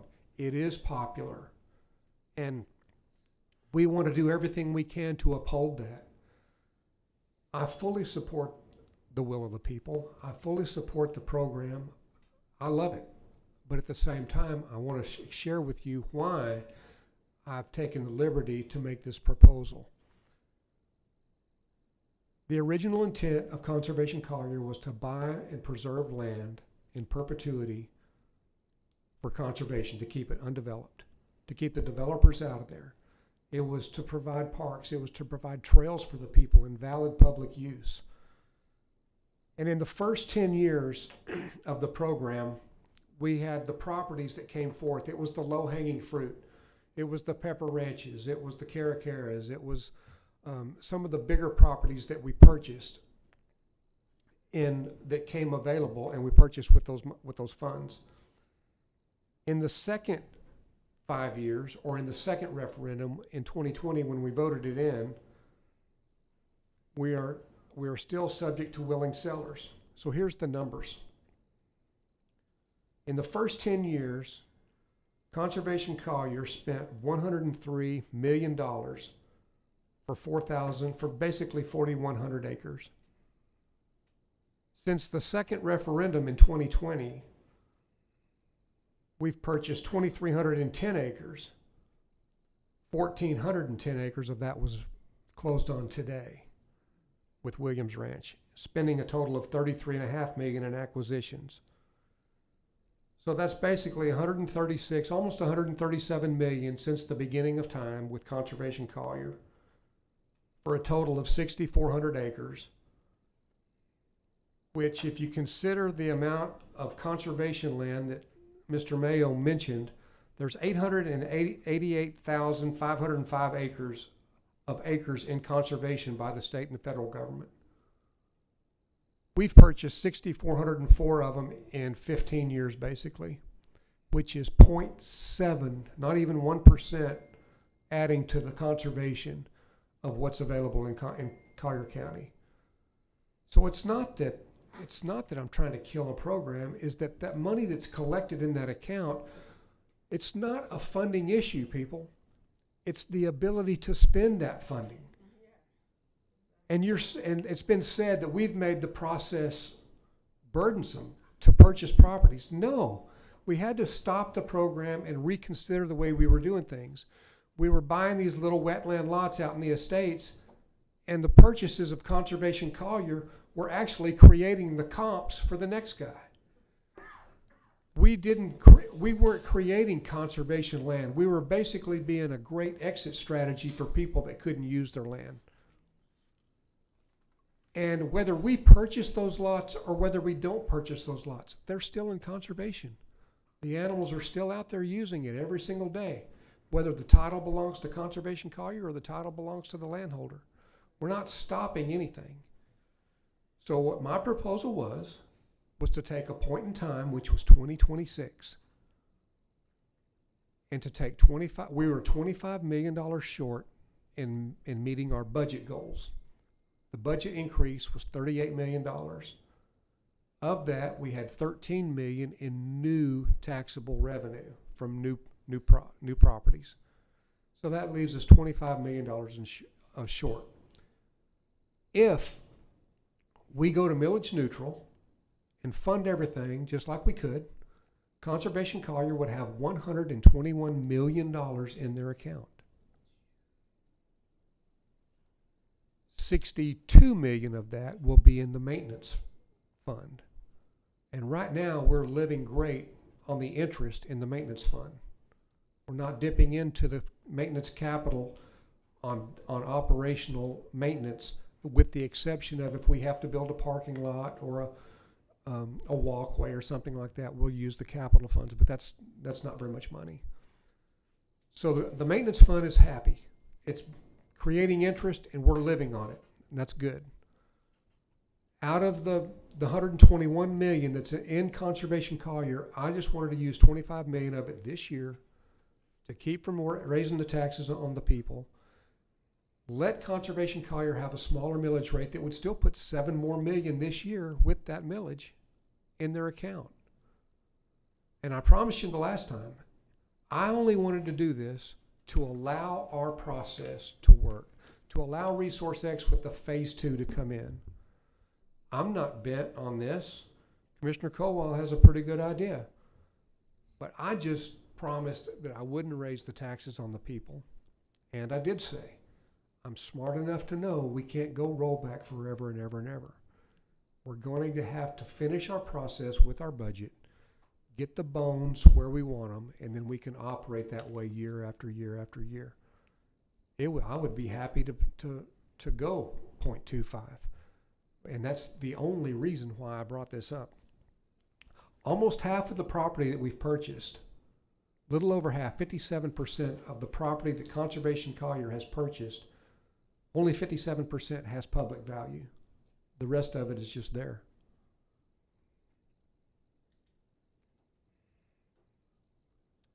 Troy, can you pop that map up that shows? While he's getting that, someone has their phone that's not on vibrate. I keep hearing the ding from messages come in, so if you could silence your phones. It's just a ding in your ear. It's computer, okay. It's the same ding that you Did get on anybody your- else hear that? It's your natural. I heard it, but it sounded like a computer. I didn't hear it. Okay. If you could silence the computers then. Silence us.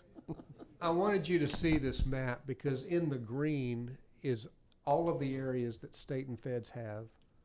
It's 68% of our county is in preservation. And if you can blow that up a little bit, Troy, there's some new acquisitions. Everybody can see the Williams Ranch up there in the dark purple. That happened today. That's a great purchase. Amen. Really good purchase for Conservation Collier. 1,410 acres at 11.9 million. Good buy. I'm proud of that one. There's another one right there, Symphony, right here in the middle of the screen. That's a new acquisition. There's another one, a smaller one, Hendricks, is right there on the highway. Those are brand new acquisitions. But if you take a look at the red, you can see Pepper Ranch at the top, large acquisition, good property in the beginning. But the rest of them are piecemealed around that. There's no rhyme to reason. And if you can blow up the Northmead or blow up the Gore properties, you can see where we're talking about. We're trying to get there's some in Panther Walk right there. We're trying to get the infill, but if we could just eminent domain the whole thing and go buy it and keep it in conservation, we'd do it, but we can't. We're subject to willing buyers. We're subject to the people who want to sell their property to the program. So nobody's stopping the program. Nobody's trying to slow it down. We're just trying to operate smarter. But I wanted you to see what the people are talking about. If you can come on down a little bit farther, Troy, and show the, no, up, go up, right there. The North Belmead property and the Gore property. We're doing our best to try to infill these things. But even if we're not infilling them, the property that we don't own still has the very same value as the property that we own. The animals, the water, everything's flowing right through there just like it's supposed to be. These properties are difficult. Everybody can build, but the properties are difficult to build on and require a lot of mitigation. That's why they're not being targeted for development. So I'm going to sum this up. Anything that the news is saying that I'm trying to kill the program, that we owe the taxpayers to get to 0.25 mils, that if we borrow money, we're not borrowing money. We used $29 million 2 years ago of Conservation Collier's money, and Conservation Collier has never missed a lick. Hasn't even missed it. That didn't even, one caller whined about us not paying it back. I never promised to pay it back. Not one time did I even hint that. So we have these grids that ResourceX shows us. And they're broken up into quadrants. And there's one called high cost, low impact. And Conservation Collier, if it was just a government program, would fall into that. It's very high cost, $137 million. We've only purchased 6,400 of it. 6,400, which is less than 1% of the total conservation area in the county. But it's not a county function. It's what the voters voted for. But I think if the voters knew the frustrations that we feel with the ability to spend that money, I think they would understand why I'm just taking a point in time for 2026, wanting to take 25 million of that account, balance our budget, let our process roll out, let us get to the efficiency that we need without costing the taxpayers the extra money. So what's more important? First, before I say that, there's been some comments to me about, well, I feel like if we do that this year, then we're never going to get Conservation Collier funded again. I've gotten feedback from several conservation people that's been said. Commissioner Saunders was concerned about it in the last meeting. I don't want to bother this account. I just want to take a point in time and do that this year, get our budget balanced. Next year, maybe we can be a little smarter with our budget policy without just, we've funded our budget every year. We've never really gone to staff and said, make the cuts. We've funded all the needs every year. And we've done it the last 2 years with the rollback. I think we can do the same thing this year without being a burden on the taxpayers. So what's more important? Support for a program that's a great program that is subject to willing buyers and is subject to the market that's not responding as fast as what we would like. Or burdening the people who have been hit with inflation, school board taxes, I think it was Jay that said it, fire districts, and all kinds of other cost increases. I know that the Conservation Collier was voted on by the people, but so were we. Every one of us up here was voted on the people to manage and to steward well the monies that come in here for public use. And that is the only reason why I'm making that proposal. It's not to kill a program. It's not to be a turd. It's not to do anything other than have the will of the people and what's best for the majority of the people. We still have all of the conservation we have. All of the properties that are not for sale are still operating the same way with the panthers in them, the water flow, everything. The only change would be for 2026. I've committed to you not to bother it because I think we can get our processes done in that time, and I'll be pushing to get those cuts and processes done. So thank you for listening to me. Commissioner Hall, let me ask you a quick question so I can understand what you're proposing at this point. I think I understand what I do have sort of the same question for Commissioner Colwell.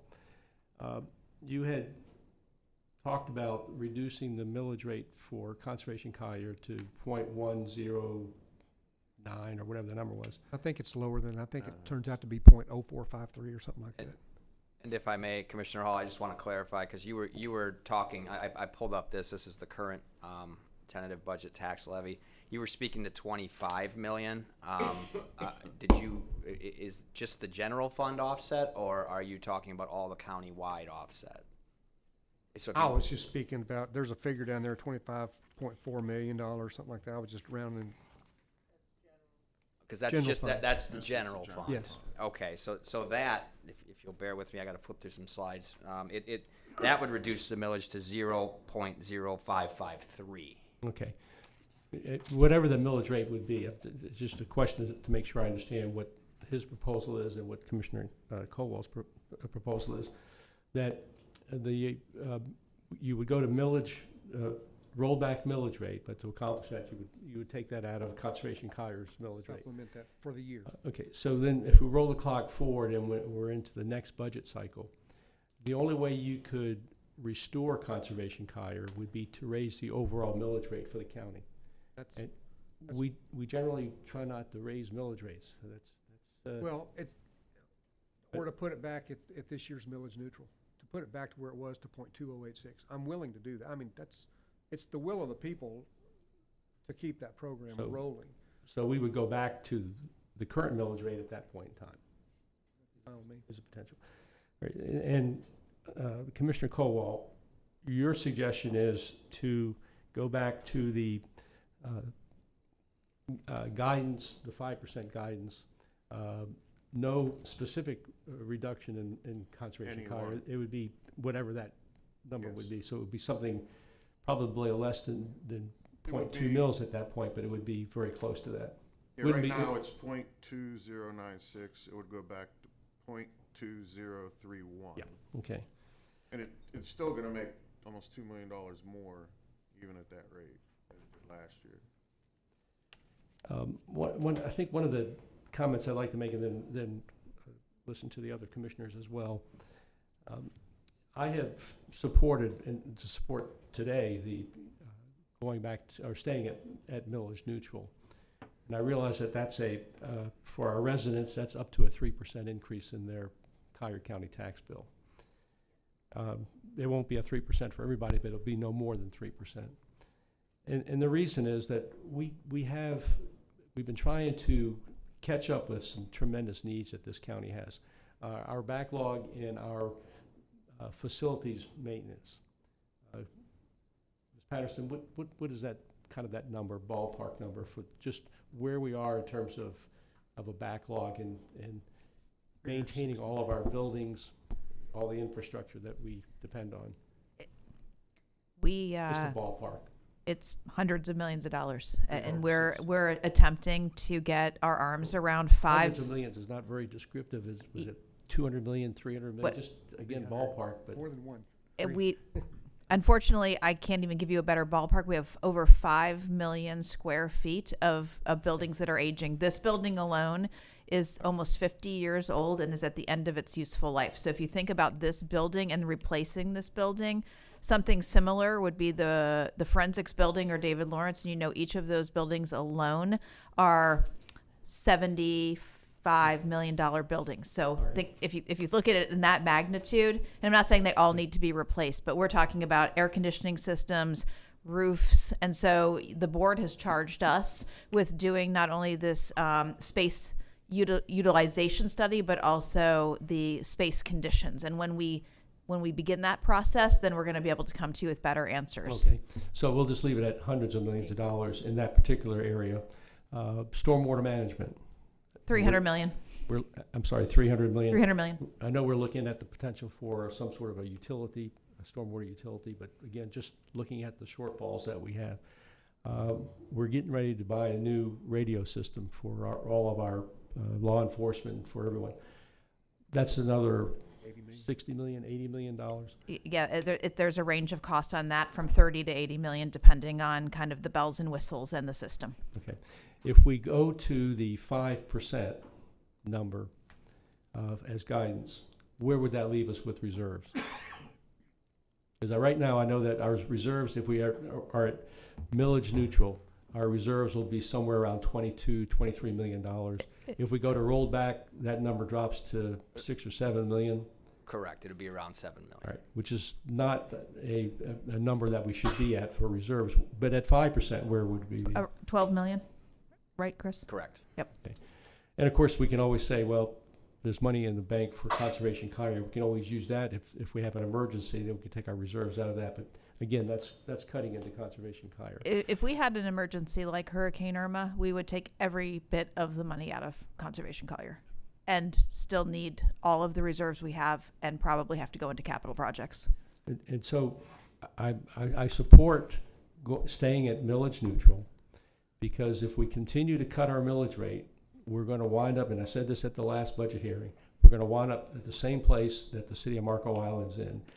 They were looking for a 30% millage rate increase. They've reduced that to about a 22% millage rate increase for this fiscal year. I don't know what their ultimate decision was. Last I heard, now they're looking at millage neutral. Okay. I don't know how they're doing that, how they go from 30% millage increase to now they're going to do millage neutral. But they've created a problem for themselves, and we're doing the same thing. And I'm very sympathetic with the fact that our taxpayers are being overburdened. Our school district has, I don't know what their increases have been over the years. They've been lofty, but at the same time, we have an organization and a government that we have to fund and we have to run. And so I believe that sticking with millage neutral is the way we should go at this point. Commissioner McDaniel. Yes, thank you, Mr. Chair. These are some interesting propositions, Commissioner Kowal and Commissioner Hall. I made a comment at the September 4th hearing, and you brought it up again today. You know, we've all been in business ourselves, and at the end of the day, you know you can't cut your way to prosperity.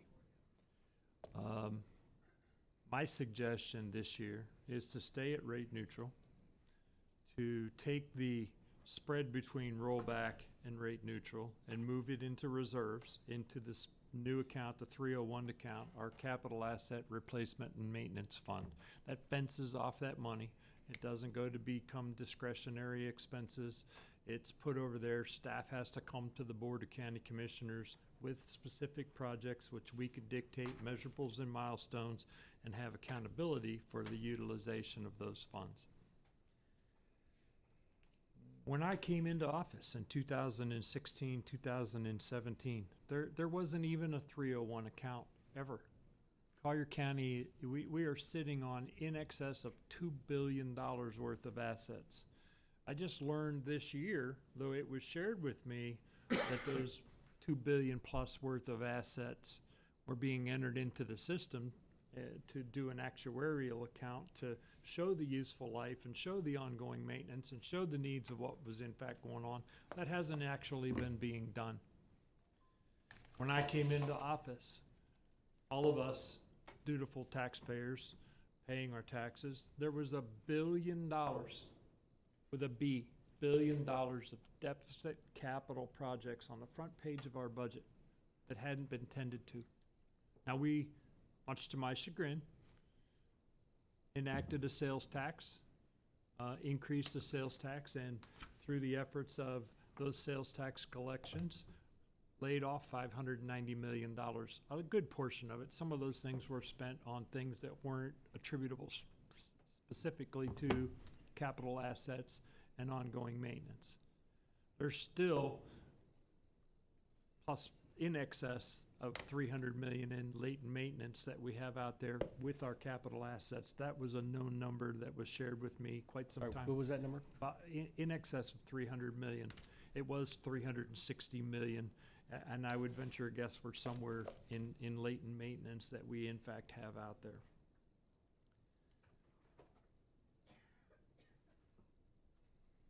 There is a proposition of a stormwater utility fee that's coming forward. And if you'll recall, I was quoted in the Naples Daily News when they were still printing it, and that was the first time I'd ever seen the word tax spelled F-E-E. When this new utility comes forward, there will be an offsetting reduction in ad valorem to be able to maintain the expenses associated with it, but have fenced off revenue that are specifically attributable to stormwater. We have in excess of 300 million in stormwater, both capital and maintenance, latent maintenance that we're shy on. My proposition is that we do this year we stay rate neutral. Commissioner Hall, we step on Resource X.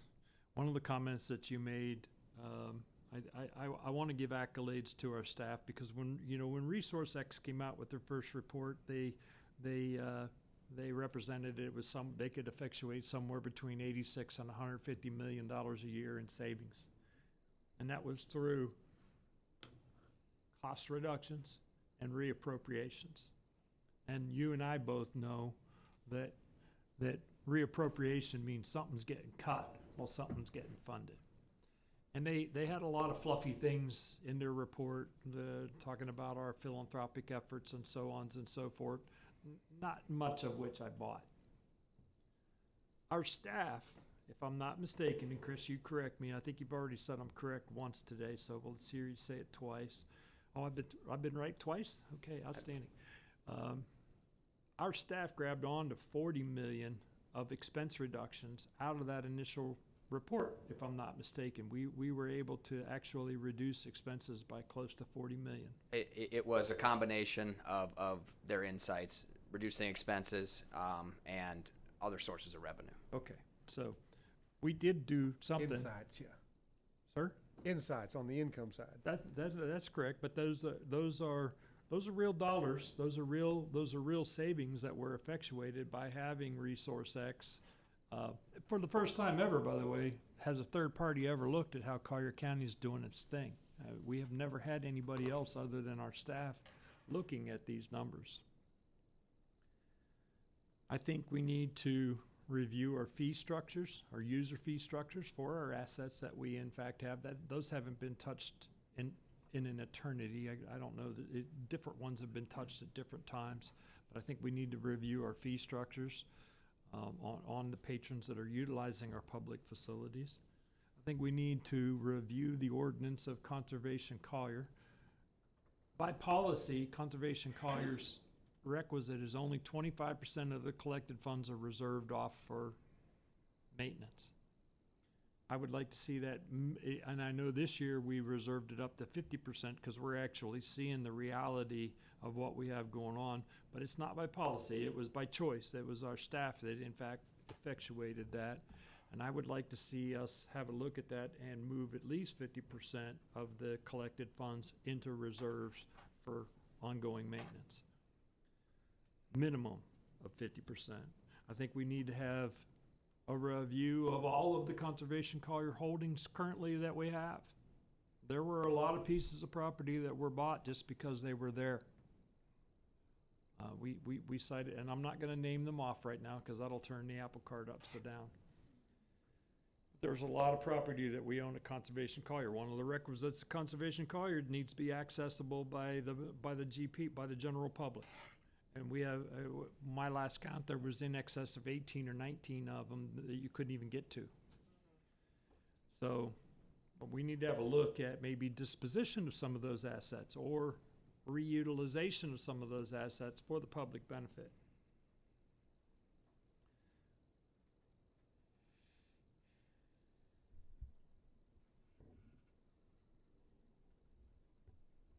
Savings from Resource X need to be specific. I would like to see specifics on what their recommendations are as to what we can in fact cut out of our expenses as we're going forward.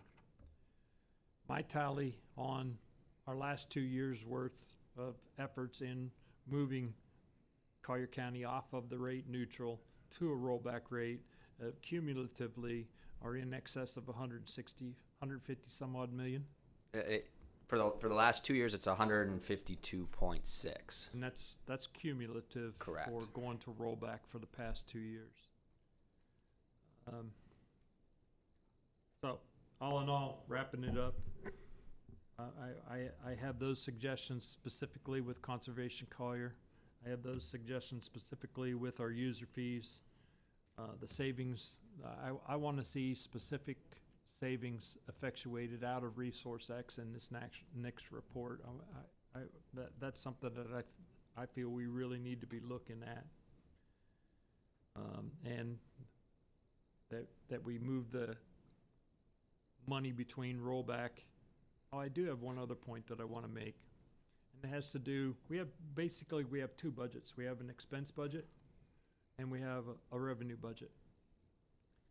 If I'm not mistaken, the expense budget that we put forth and then dictated or gave policy to our operation was based upon last year's expense money equal to what we spent last year, plus 3 and 5. 3 on O&M, there was an increase, and 5 on capital. Correct. I've been correct like 4 times. So it's important to remember that we're holding expenses. We're holding our costs back. But we also need to fund our reserves. It's imperative that we fund our reserves. These $2 billion plus worth of assets have an enormous amount of ongoing maintenance. It's as simple as what we do in a condominium association or even at our home. You have a 50-year building with a 20-year roof and 10-year windows and 2-year paint and a 1-year parking lot. You budget to put away X amount every single year so that you can fix, repair, and ultimately accumulate the capital that you need to replace that asset when it's reached or surpassed its useful life. And we haven't been doing that as an organization. We never did it until 2018-19. When did we set up that account? Do you recall? Plus minus? 2020. Okay, 2020 is when we actually realized that we need to start accounting for this $2 billion plus worth of assets. That fund, it was represented to me, needed to have about $25 million a year put into it out of the tax revenues collected in order to support the ongoing maintenance, and then ultimately have accumulated the capital necessary to replace those assets when they reach their useful life. So my vote for today, for this year, is stay at rate neutral, take the spread between rollback and rate neutral, and plow it back into that 301 account, the capital asset replacement and maintenance fund. We've been at this for 2 hours. Terry's beginning to look a little frayed there. Why don't we take I know Commissioner Castro, you got some comments, but why don't we take a break? We'll come back at 7:15. 7:15? 7:15. Okay.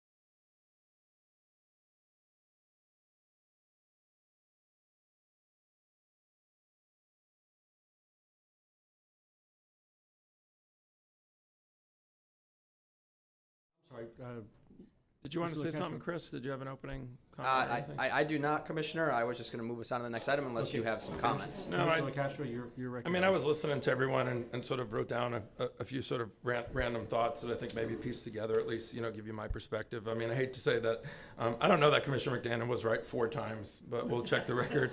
But he sort of summarized very similar. I mean, here's something I wrote, before he said it. So at least I think we're a little bit in sync.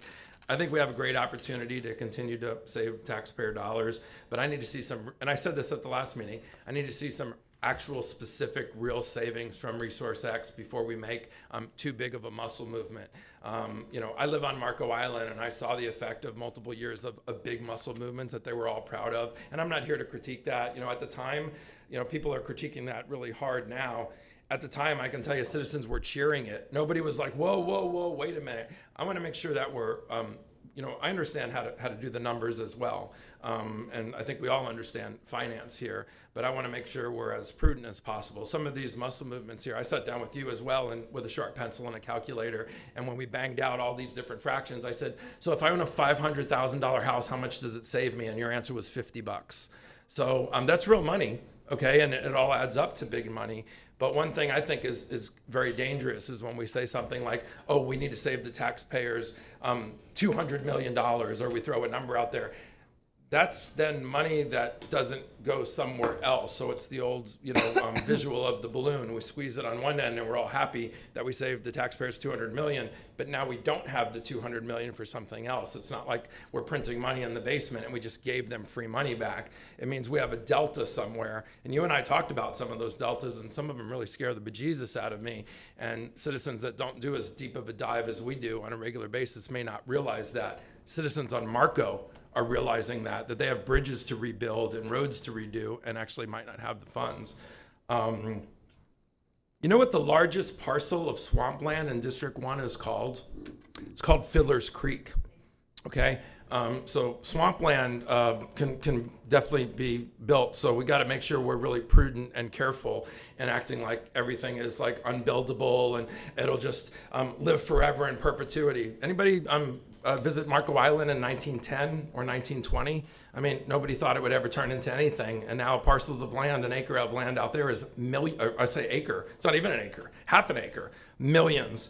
So, I just say that as a comment. There's some broad statements that are made that actually are a little bit, misleading. I'm not here to be the champion or the guru of Conservation Collier, but some statements made that Conservation Collier, their mission is to buy land to create parks and trails. That's actually not 100% correct. Their mission is and if we need to bring the Conservation Collier team back up here, their mission is much broader than that. So we do buy stuff that will never be a park, never be a trail, but it preserves areas where there's wildlife that's in jeopardy, where there's a large amount of panthers, and by having that land and preserving it in perpetuity, we've bought land that had water that cut through it, so it allowed for water to get from point A to point B, and we all patted ourselves on the back that we bought a small parcel of land that connected to other parcels. So their mission is much more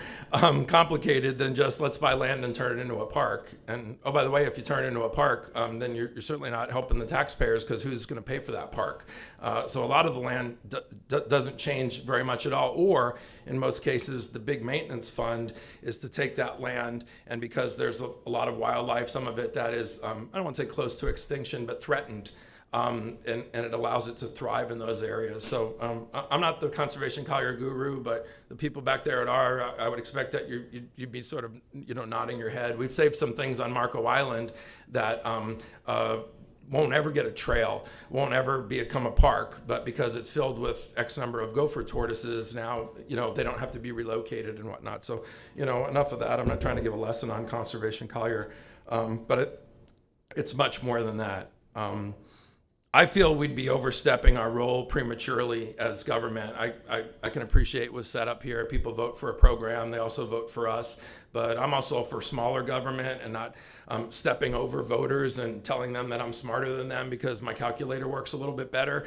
I agree with all the math that's been talked about here. I think our job as elected officials is now to educate the public and maybe have them go back to the polls with more knowledge and see if they agree with us that you can punch out the math in a few different ways, and maybe it's a great program, but it shouldn't be at a millage rate that it's at. I think that's our job, not to sit up here, like I said, as a monarchy and say, well, we know more than the voters. Maybe a lot of people who voted for Conservation Collier didn't know the exact numbers, but our job, I think, is to inform citizens, and then they vote. If this wasn't a voter-approved program and we had the latitude to manage it the way that we do all the other funds, then I think that would be our role. When it said millage neutral still increases the taxes, I get this a lot on Marco Island. You can't have your cake and eat it too. So if your property goes up in value, so if you sold it, you'd make more money, but then you're upset you have to pay higher taxes, you can't have both. So millage neutral isn't raising your tax. Your property going up in value is what increases the tax. So, that's thrown around a lot. Wow, millage neutral, we're still putting a high tax burden. My house is worth 3 times what I paid for it on Marco Island now. I'm paying a lot more tax on it, not because the elected officials are gypping me or charging me more, but it's because my property value is higher. So I feel, with staying millage neutral is something a lot of counties aren't doing. So I think that's a big muscle movement that is a positive, for our citizens. And I think, when we're sitting in this room, in a few months, I think we can go a lot further as well with some of the math that we heard up here today, especially when we have a little bit more specifics in our hand from Resource X. Because every time we save $100 million somewhere, that means there's a delta of $100 million that we don't have at our disposal, and that concerns me greatly, especially with some of the things that I've seen. So yeah, in closing, you and I sat in my office and had 8 different versions of slides, same as you did, with everyone else. And for me, playing around with the math this soon, especially when I know we have some significant deficiencies in the county that maybe the average citizen doesn't see every day. Our job is also, not just to give money back to the citizens, but to do it prudently and smartly, especially when we know this isn't the only 50-year-old building in Collier County. And we have some funds that get exhausted real quick when we have an issue. But I think we have real opportunity here. I just think a huge muscle movement right now is a little premature. But this is all great math for our next set of meetings, which are just in a handful of months. So, Commissioner McDaniel. Yes, thank you, Mr. Chair. Just on a couple of points, I do agree. I didn't vote for Conservation Collier, by the way, just so you know. I'm not certainly opposed to conservation by any stretch of the imagination. If anybody knows where I live, you know that I'm a huge supporter of conservation. But it was voted on by the electorate, and I do feel it my responsibility to our job, as you referred to it, Commissioner Castro, is to ensure that the expenditure of those funds is done prudently and effectively. Commissioner Hall, you brought up a point earlier on that we diagnosed and went through the appraisals and found out that our purchases were being used as comparables for those lands. And we've corrected that, at least as far as I know, we've corrected it. At least we slowed down the purchases and are having a wider perspective as to what we are in fact paying for the lands that Conservation Collier buys. What I would like to see us do going forward, I know that it really hasn't been as necessarily effective as I wanted for the board to be working year-round. But I want our board to take a harder look on a departmental basis. I lobbied for years and years and years for a zero-based budgeting process.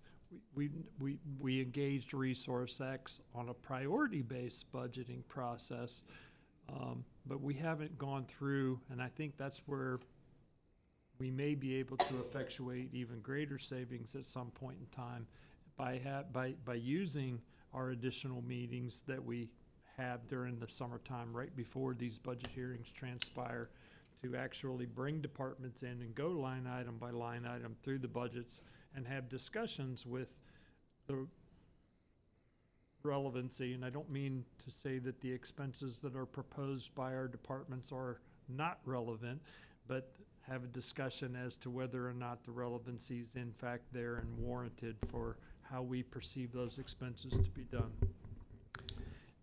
I love the RLSA, the Rural Land Stewardship Area. I think it's one of the most innovative land use plans that has ever been effectuated. It has set aside, of the 200,000 acres in eastern Collier County, it has set aside and taken out of development potential in excess of 150,000 acres of land that was before developable, and it's no longer developable. And on the other side, it has been at no expense to the public treasury, either in acquisition of those lands or in the maintenance of those lands. And so I'm advocating right now to leave our budget as has been proposed, and that we stay at the rate neutral amount, and that we move the delta between, and you're going to help me clarify it, I hope, at some stage, but there is a delta between rollback and rate neutral, that some of it's already been appropriated in the accounting for the budget. In the funds. Correct. The budget's currently at millage neutral, and the above policy has been allocated to those reserves and a few of the expanded requests.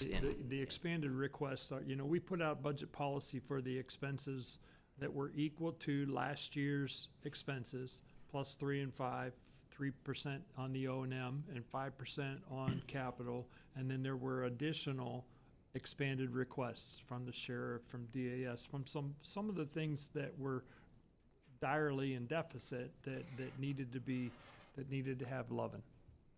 Correct. So your budget, your current tentative budget contains all that with that addition into the 301 reserve as well. And it does move it into the 301 fund. Correct. The additional funding was put in there.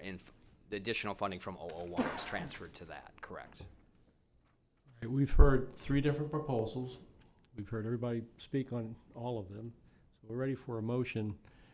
Commissioner McDaniel, you had indicated that you support millage neutral with the 301 fund receiving that difference. Do you want to make a motion to that effect? I'd be happy to. I'll second that motion. I'm supporting that motion. I want to make one other comment on millage neutral and because we are increasing taxes. There's no question about that. Some people will see a 3% increase in their taxes from Collier County. And like you say, it'll be $50 for the average homeowner. 35% of all of that savings that we're talking about 35% of that is a savings to our residents, our ad valorem homesteaded property owners. It's real money, obviously, but it's still a lot of that savings is going to the large hotels, the winter residents. It's important, but I think it's important also to see what the impact really is on our ad valorem homesteaded property owners. I think there's a lot of, we all want to cut federal taxes because we know there's just billions and billions, if not hundreds of billions of dollars in just wasted programs. But when you start talking about Collier County government, we have a beautiful median beautification program. It's not necessary. We don't have to do that. We have probably some of the best parks in the country. We don't have to have the best parks. We could let the maintenance slide on that, have average parks. We maintain our beaches. We have crews out there every day maintaining our beaches. We don't have to do all those things, but this is where we live. This is our quality of life. And so I've supported and continue to support millage neutral because I want to make sure that we not only have a beautiful community today, but it stays that way, and that's what this, I think this type of budgeting accomplishes. Resource X will help us save money and will help us reallocate certain funds, but for today, I think this is where we need to be. So I'll second your motion. Any discussion further on the motion? Commissioner, if I could just clarify the motion. Commissioner McDaniel, that is as presented, correct? With the expanded requests and the additional funding going into 301. Correct. Thank you. Because that funds the 301 account with the spread and takes care of the expanded request that came in after we put out the budget policy. Correct. The current budget as presented does both of those things. So Chris, just for clarification, because we all have like 10 sets of slides up here. Yep. The one that says tentative budget tax levy. Yeah, let me right? pull that one up, Commissioner. Right here is what we're looking at, and this is the tax dollars associated with it. It's going to be the blue. Go to the slide that has the second slide that goes with it. And this is the millage rates here. But, you know, I'm going to concur with that, but I'm going to say get your pencil and your calculator ready, because we've had some very healthy discussion up here that doesn't die on the vine just because, you know, we maybe are making a decision now. The budget is a living, breathing thing that, you know, isn't a one-time approval. So I liked a lot of what I heard today. I just think that, you know, there's a lot of stuff that we also still need to hear to make sure we don't get out ahead of our headlights a bit. All right, any further discussion? Seeing none, all in favor signify by saying aye. Aye. All opposed? Aye. Right, passes 3-2, I believe. Is that correct? Right. All right, Commissioners. I'm just going to bring this back up again before we move on. That takes care of the county-wide millage districts, general fund, water pollution, and conservation Collier. With the other districts, you can see again we have supermajority vote and unanimous vote. If there's any changes to this, we need to go downstairs and make those changes. So I just want to make sure, just count noses if possible for the remaining millage rates. All right. Are there any objections to the existing, the other millage rates? I have a question. Josh is talking about. Commissioner McDaniel? And it's more of a point of clarification than question on the rates. We had given policy several years ago. I mentioned to the one lady that was talking about the beautification MSTU, we had made a policy suggestion that the budgets were managed based upon a 3-year look back for ongoing O&M operations and maintenance, and that we were managing those funds accordingly to and setting the rate for those individual MSTUs so that we had a sufficient reserve that was established for each one of those MSTUs, and then allowing for the ongoing O&M based upon a 3-year look back. Is that basically been the policy that we've been utilizing? Correct. That and any upcoming capital needs, as you explained earlier. Well, of course. I mean, those capital needs come and go based upon the new pretty and glitty that we think we need to have. So yes. Correct. Okay. Now I don't have any question, or I'll make a motion to. Do you need to read all these rates before I make the motion? Not for this. This will get us into the next item, which is adopting the changes to the tentative budget, followed by me reading your millage rates. So give us the items that we need a unanimous vote on so we can just take a separate vote real quickly. Certainly. Unanimous would be the private road emergency repair, MSTU. I'll make a motion to approve. Second. Any objection to, anybody opposed to that signify by saying aye. Right. Passes unanimously. All right, and then the super majority are the ones listed here. You have Victoria Park, Lely Gulf Estates, Bayshore Avalon Beautification, Haldeman Creek, Vanderbilt Waterways, 42nd Avenue Southeast, and Pelican Bay. Motion to approve. So made. Second. All in favor signify by saying aye. Aye. Okay. And that passed unanimously. And the rest of them are majority. So with that, Commissioners, under item 1D is a resolution amending the tentative budgets, incorporating the previously discussed changes, and the changes were discussed at the beginning from our September 4th hearing.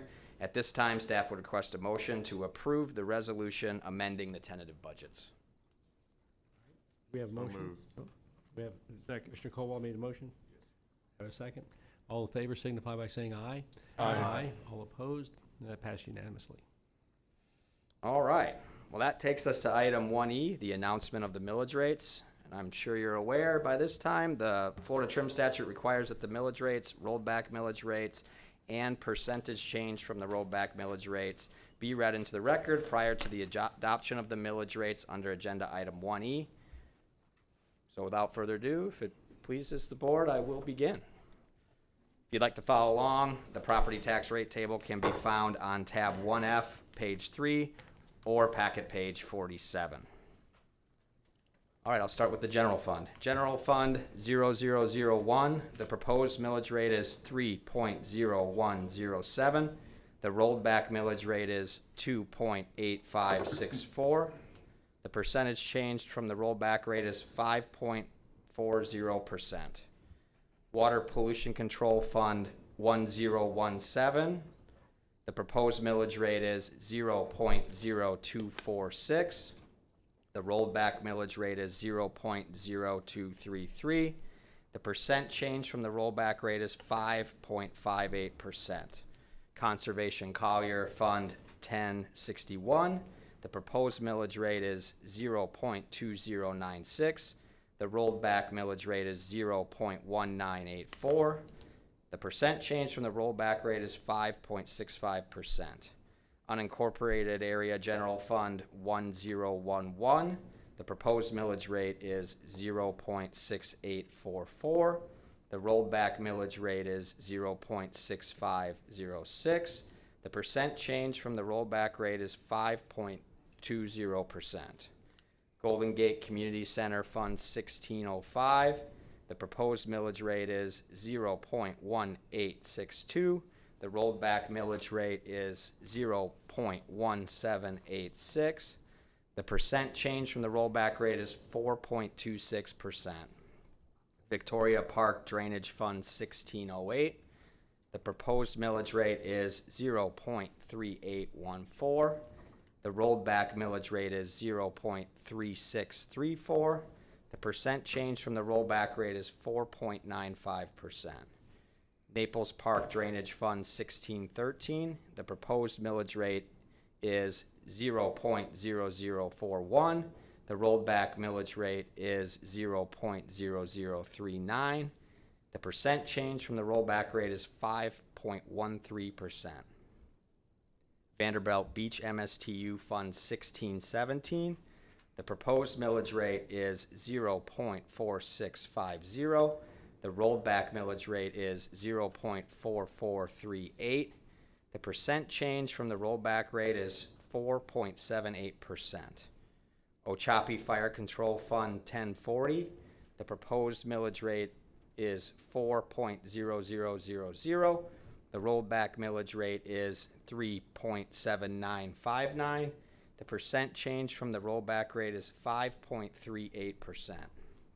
Goodland Horse Island Fire MSTU Fund 1041. The proposed millage rate is 1.2760. The rolled back millage rate is 1.1793.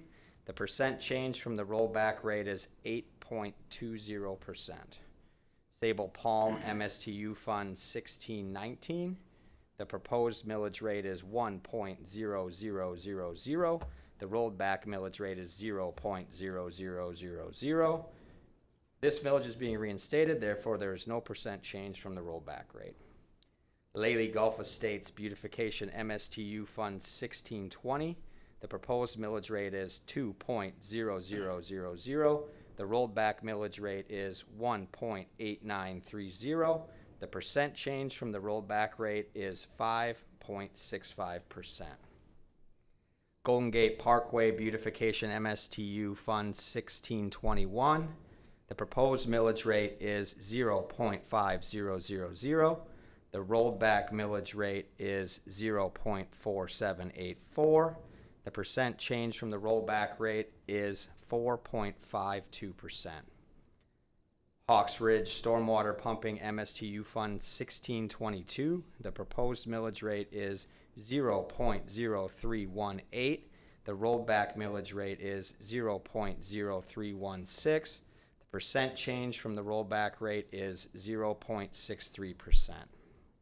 Radio Road Beautification MSTU Fund 1625.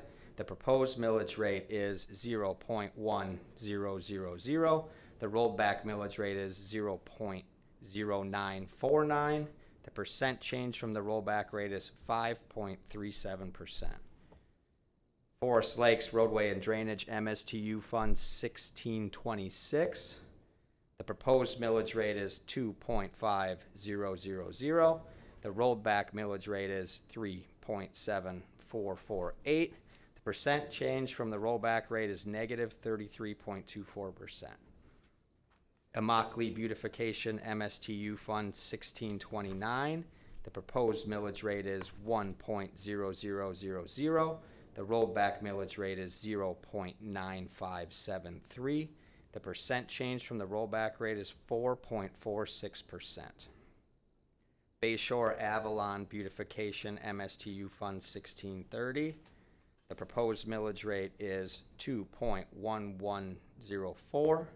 The rollback millage rate is 1.9304. The percent change from the rollback rate is 9.32%. Haldeman Creek Dredging MSTU Fund 1631. The proposed millage rate is 1.0000. The rollback millage rate is 0.9034. The percent change from the rollback rate is 10.69%. Rock Road MSTU Fund 1632. The proposed millage rate is 0.7224. The rollback millage rate is 0.7019. The percent change from the rollback rate is 2.92%. Vanderbilt Waterways MSTU Fund 1635. The proposed millage rate is 0.3000. The rollback millage rate is 0.2859. The percent change from the rollback rate is 4.93%. Blue Sage MSTU Fund 1640. The proposed millage rate is 3.0000. The rollback millage rate is 3.0620. The percent change from the rollback rate is negative 2.02%. Collier County Lighting Fund 1601. The proposed millage rate is 0.1025. The rollback millage rate is 0.0977. The percent change from the rollback rate is 4.91%. 42nd Avenue Southeast MSTU Fund 1637. The proposed millage rate is 1.0000. The rollback millage rate is 0.8738. The percent change from the rollback rate is 14.44%. Palm River Sidewalk MSTU Fund 1638. The proposed millage rate is 0.5000. The rollback millage rate is 0.4776.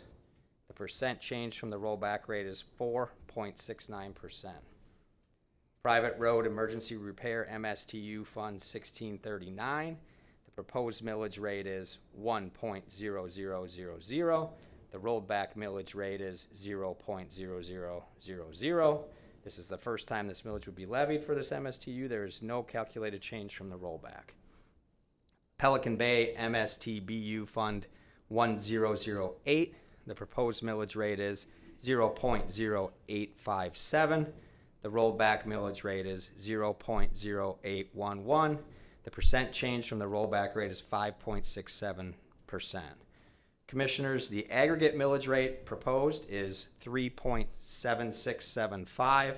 The rollback rate is 3.5870, and the percent change from the rollback rate is 5.03%.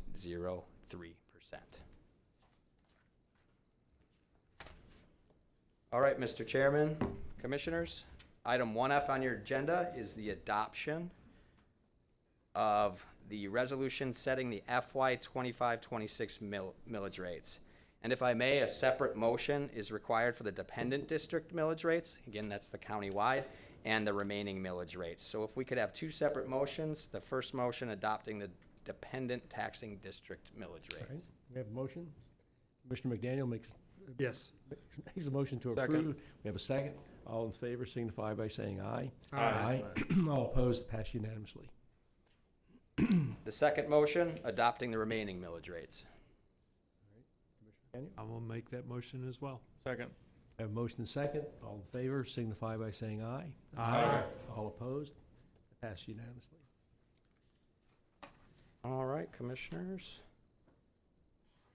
That brings us to item 1G, which is a resolution to adopt the final FY 25-26 budget by fund.